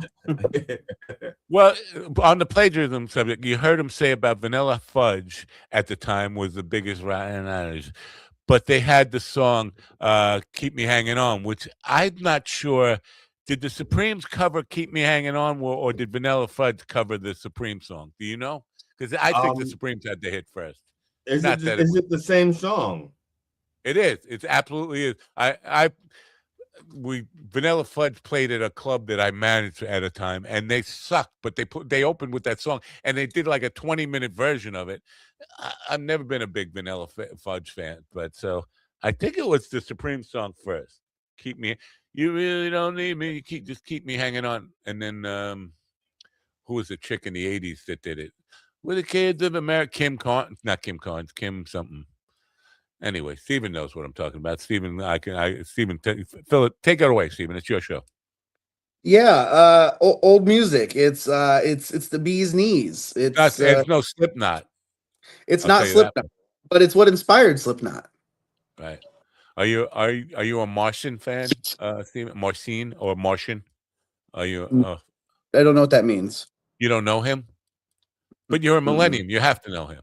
It's the kid with the hair and the head and the pop out the bing and the bing. And I'm playing it all with just two hands and one guitar, even though you hear overdubs and backing tracks. It's just these two hands and this guitar. I'm Martian. See my hair flipping? I'm Polish. See my hair flip? You don't know? It says right here. It's written by Holland Dozier, Lamont Dozier, Motown. Brian Dozier. I'm sorry, Lamont Dozier, Brian Holland, and Eddie Holland. Yeah. And the song was first recorded by the Supremes in 1966. And then Vanilla Fudge stole it and had a big head. And they did it like so. If you ever wanted to say, how do we make a good song lame? Hand it to Vanilla Fudge. Vanilla Fudge did it in 1967. And Kim Wilde and they slowed it down and just put on distorted guitars. That's a good song. Why are you ruining it like that? And Kim Wilde does it. Kim Wilde did it in 1986. Yeah. Well, that's how. And see, now that's how I feel about what's that band? Creedence Clearwater Revival. Well, Heard It Through the Grapevine. What the fuck they do to Heard It Through the Grapevine? And Proud Mary. Really, what the fuck? Didn't he write Proud Man? Didn't Fogey write? They may have written Proud. I think they did write Proud Mary, but that's Tina Turner's song now. It's like Whitney Houston and I Will Always Love You. Yes, Dolly Parton wrote it, but that's Whitney Houston's song now. Yeah, Heard It Through the Grapevine was a song written by Norman Whitfield and Barrett Strong. Yeah, for Motown. So it was Marvin Gaye first. I thought they might have wrote that one. That one I knew came from Motown. But now, is that Proud Mary? I know that Tina Turner. I know that Tina Turner did not write Proud Mary, but they funked it up real good. I used to do that, the Ike part, and then I would go over and beat the female singer just because I'm doing Ike. I'm doing. Now I did a parody of Rolling on the River, and it was like swollen, so swollen makes her quiver. Now I played the North Stage Theater in Glen Cove, New York. Goes, ooh, ooh, ooh, ooh, ooh, 1982, playing the North Stage Theater in Glen Cove, New York, the night after Tina Turner was the headliner there. And so we had the headlining dressing room, and there was a pair of pantyhose that was hanging on the door. It said, to the band who's following me, with love, Tina. I was like, oh, this is fucking awesome. So who got to keep them? I wouldn't touch them. I don't think anybody would touch them. It was like it's funny. Now I don't think shit. Not for any perverted. I don't think she really left him there. I think some fucking guy cleaning up the theater found him there. You could have found out if she left him. They just go, "This is not Tina Turner. This is one of the other. This is one of the other singers. This is Ike Turner. Damn it! This is not. It didn't smell like Ike's fist because this is like, definitely Ike Turner, not Tina. Ike was known for punching her in the pantyhose. These don't smell like domestic violence. Anyway. These don't smell like Buddhism. You ever beat a female singer? You ever give her a good one? Any female singer? An Ike Turner shot? No. So you're rolling. No, I've never. I did hit my sister once. I punched her right in the stomach. She was 6 months pregnant. Oh my god! Because she kept picking on me. She kept picking on me. And then she said to me, "And you can't hit me back because I'm pregnant." And because she said that, I went, bam, right into the stomach. Ooh, that's where you punch her in the head, say your head's not pregnant. And for the next 3 months, I was worried that I damaged my nephew. And of all the ways this show could have come to an end, I mean, literally forever to an end. I didn't expect that to be it. But when my nephew was born, I used to watch him at night when he slept. I always say things like, "I'm sorry, Mark." I'm sorry, Mark. If you're retarded, I'm sorry. Does he? Does he have the kid? Yeah, the kid just had GD's fist imprinted in his face. He's got a fist right here, like a fist mark, and he instinctually flinches every time you go to hug him. Yeah. No, actually, he turned out really normal, except for the except for the. And he's got a weird flinch whenever GD raises his hand or something. Whenever I pass the grave, he goes like, no. You know what would have been really funny if you would have broke his back and then he could never walk. That would be funny, right? GD, did you meet my mom?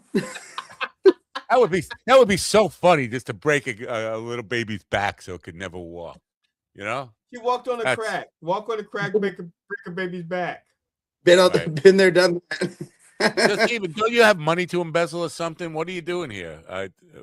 Did you get laid off from the bank? You're not really working. What's going on with you? I'm at the bank right now. I'm on lunch. Oh! Really? Watch this. Watch this, man. Look, watch. You disappeared, and that was weird. You kind of like, hey GD, did you get fired from the hospital? No, I got my stethoscope right here. Look, right here. I'm still a doctor. I got my stethoscope. I'm in the bank. Oh yeah. Look at this. Watch this. Look, I'm at the hospital. Look at that. Yeah. Steven's got a green screen of a fucking bank behind him or whatever. Yeah. All right, I'm gonna end this fucking. I'm still a doctor. I got my stethoscope. Denny was really good, but I was when he was talking about the Stern Show, I was thinking I should have invited Jackie, but then that would have been just like we could have fucking went out for lunch.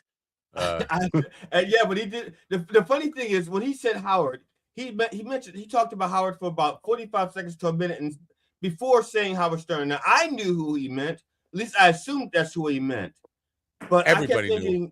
You say Howard, everybody knows. It's not the Duck. Who else? What other Howard Hughes, Howard the Duck, and Howard Stern? Which one of the three do you think he's talking about there? The Duck. The Duck. Yeah, 100%. The Duck. Yeah. Because Howard the Duck. He's in a Pretender Wait a minute.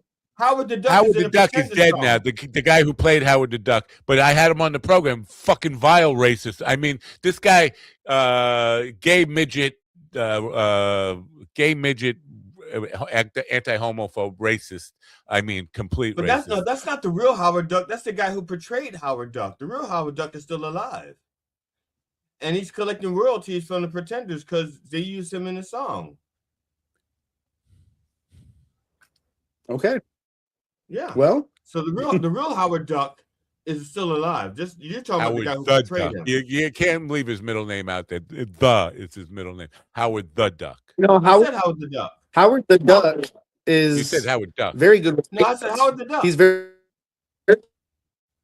A bank rob gay. Johnny Kirk. Yeah, I hope Kirk, nobody Republican. robs his bank because nobody. He calls for help. It says 911. What's your emergency? Look, he's locked up like a Howard the fuck. Yeah. 911. Can I just say Howard the fuck? If I could just say the keywords one more time, Kirk, Jew, Israel, Republican, gay. And I don't know what that means. You covered him. It's going on. Whatever is going on. I gotta catch up on these YouTube Republican fights and stuff. So yeah.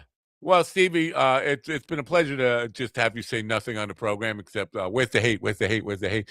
Well, but thank you for your usual amount of contribution. No, I'm just I teasing. really do need a bag of money because I don't know if you're aware, but I got this check that I'm supposed to deposit. I lost the check. Now what happened? What did I do with the check? I'm fucked. Contact the issuer and have them make you a new one. All right.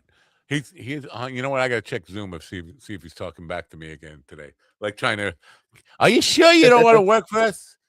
I have a line of scammers lining up to hire me. Do it. All right. Yeah. All right. You know what? Denny says, listen to your podcast, right? That's what Denny said. It would be a great podcast, right? So he's saying, listen, don't forget to listen to your podcast. Is that No, I think he said don't forget to turn on your radio. I think he said. You think he said what? What makes us laugh? Oh. So Alan Katz is going to be producing a podcast for me about rock and roll forensics or something. If you want, talk to him about it. Talk to him about it. He doesn't want to talk to me for some reason. What are you talking about? He wants to talk to you. He loves you. Okay. He does? Well, not really, but you don't know that. No. What I'm saying, it's normal to hate me. So whenever I feel like he doesn't somebody hate you. He doesn't, actually, if it weren't for you, he and I wouldn't be like the best of friends right now. No, but everybody thinks this is your show, even though because you just go on about grandma stuff and mom. You and Slaptail, whatever you got going on there, where you tell stories. Slaptail says it sucks, whatever. What are you, what Stevie Ortiz? Ow. Anyway, this is a painful end to a pain. Yeah, I appreciate it.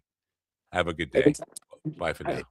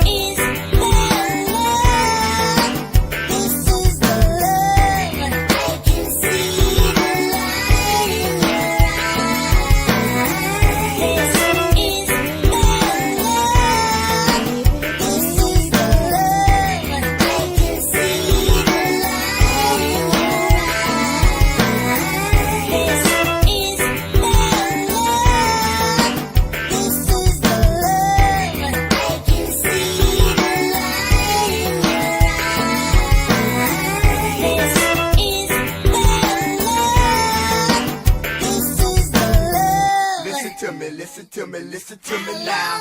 Listen to me, listen to me, listen to me now. Listen to me, listen to me, listen to me now.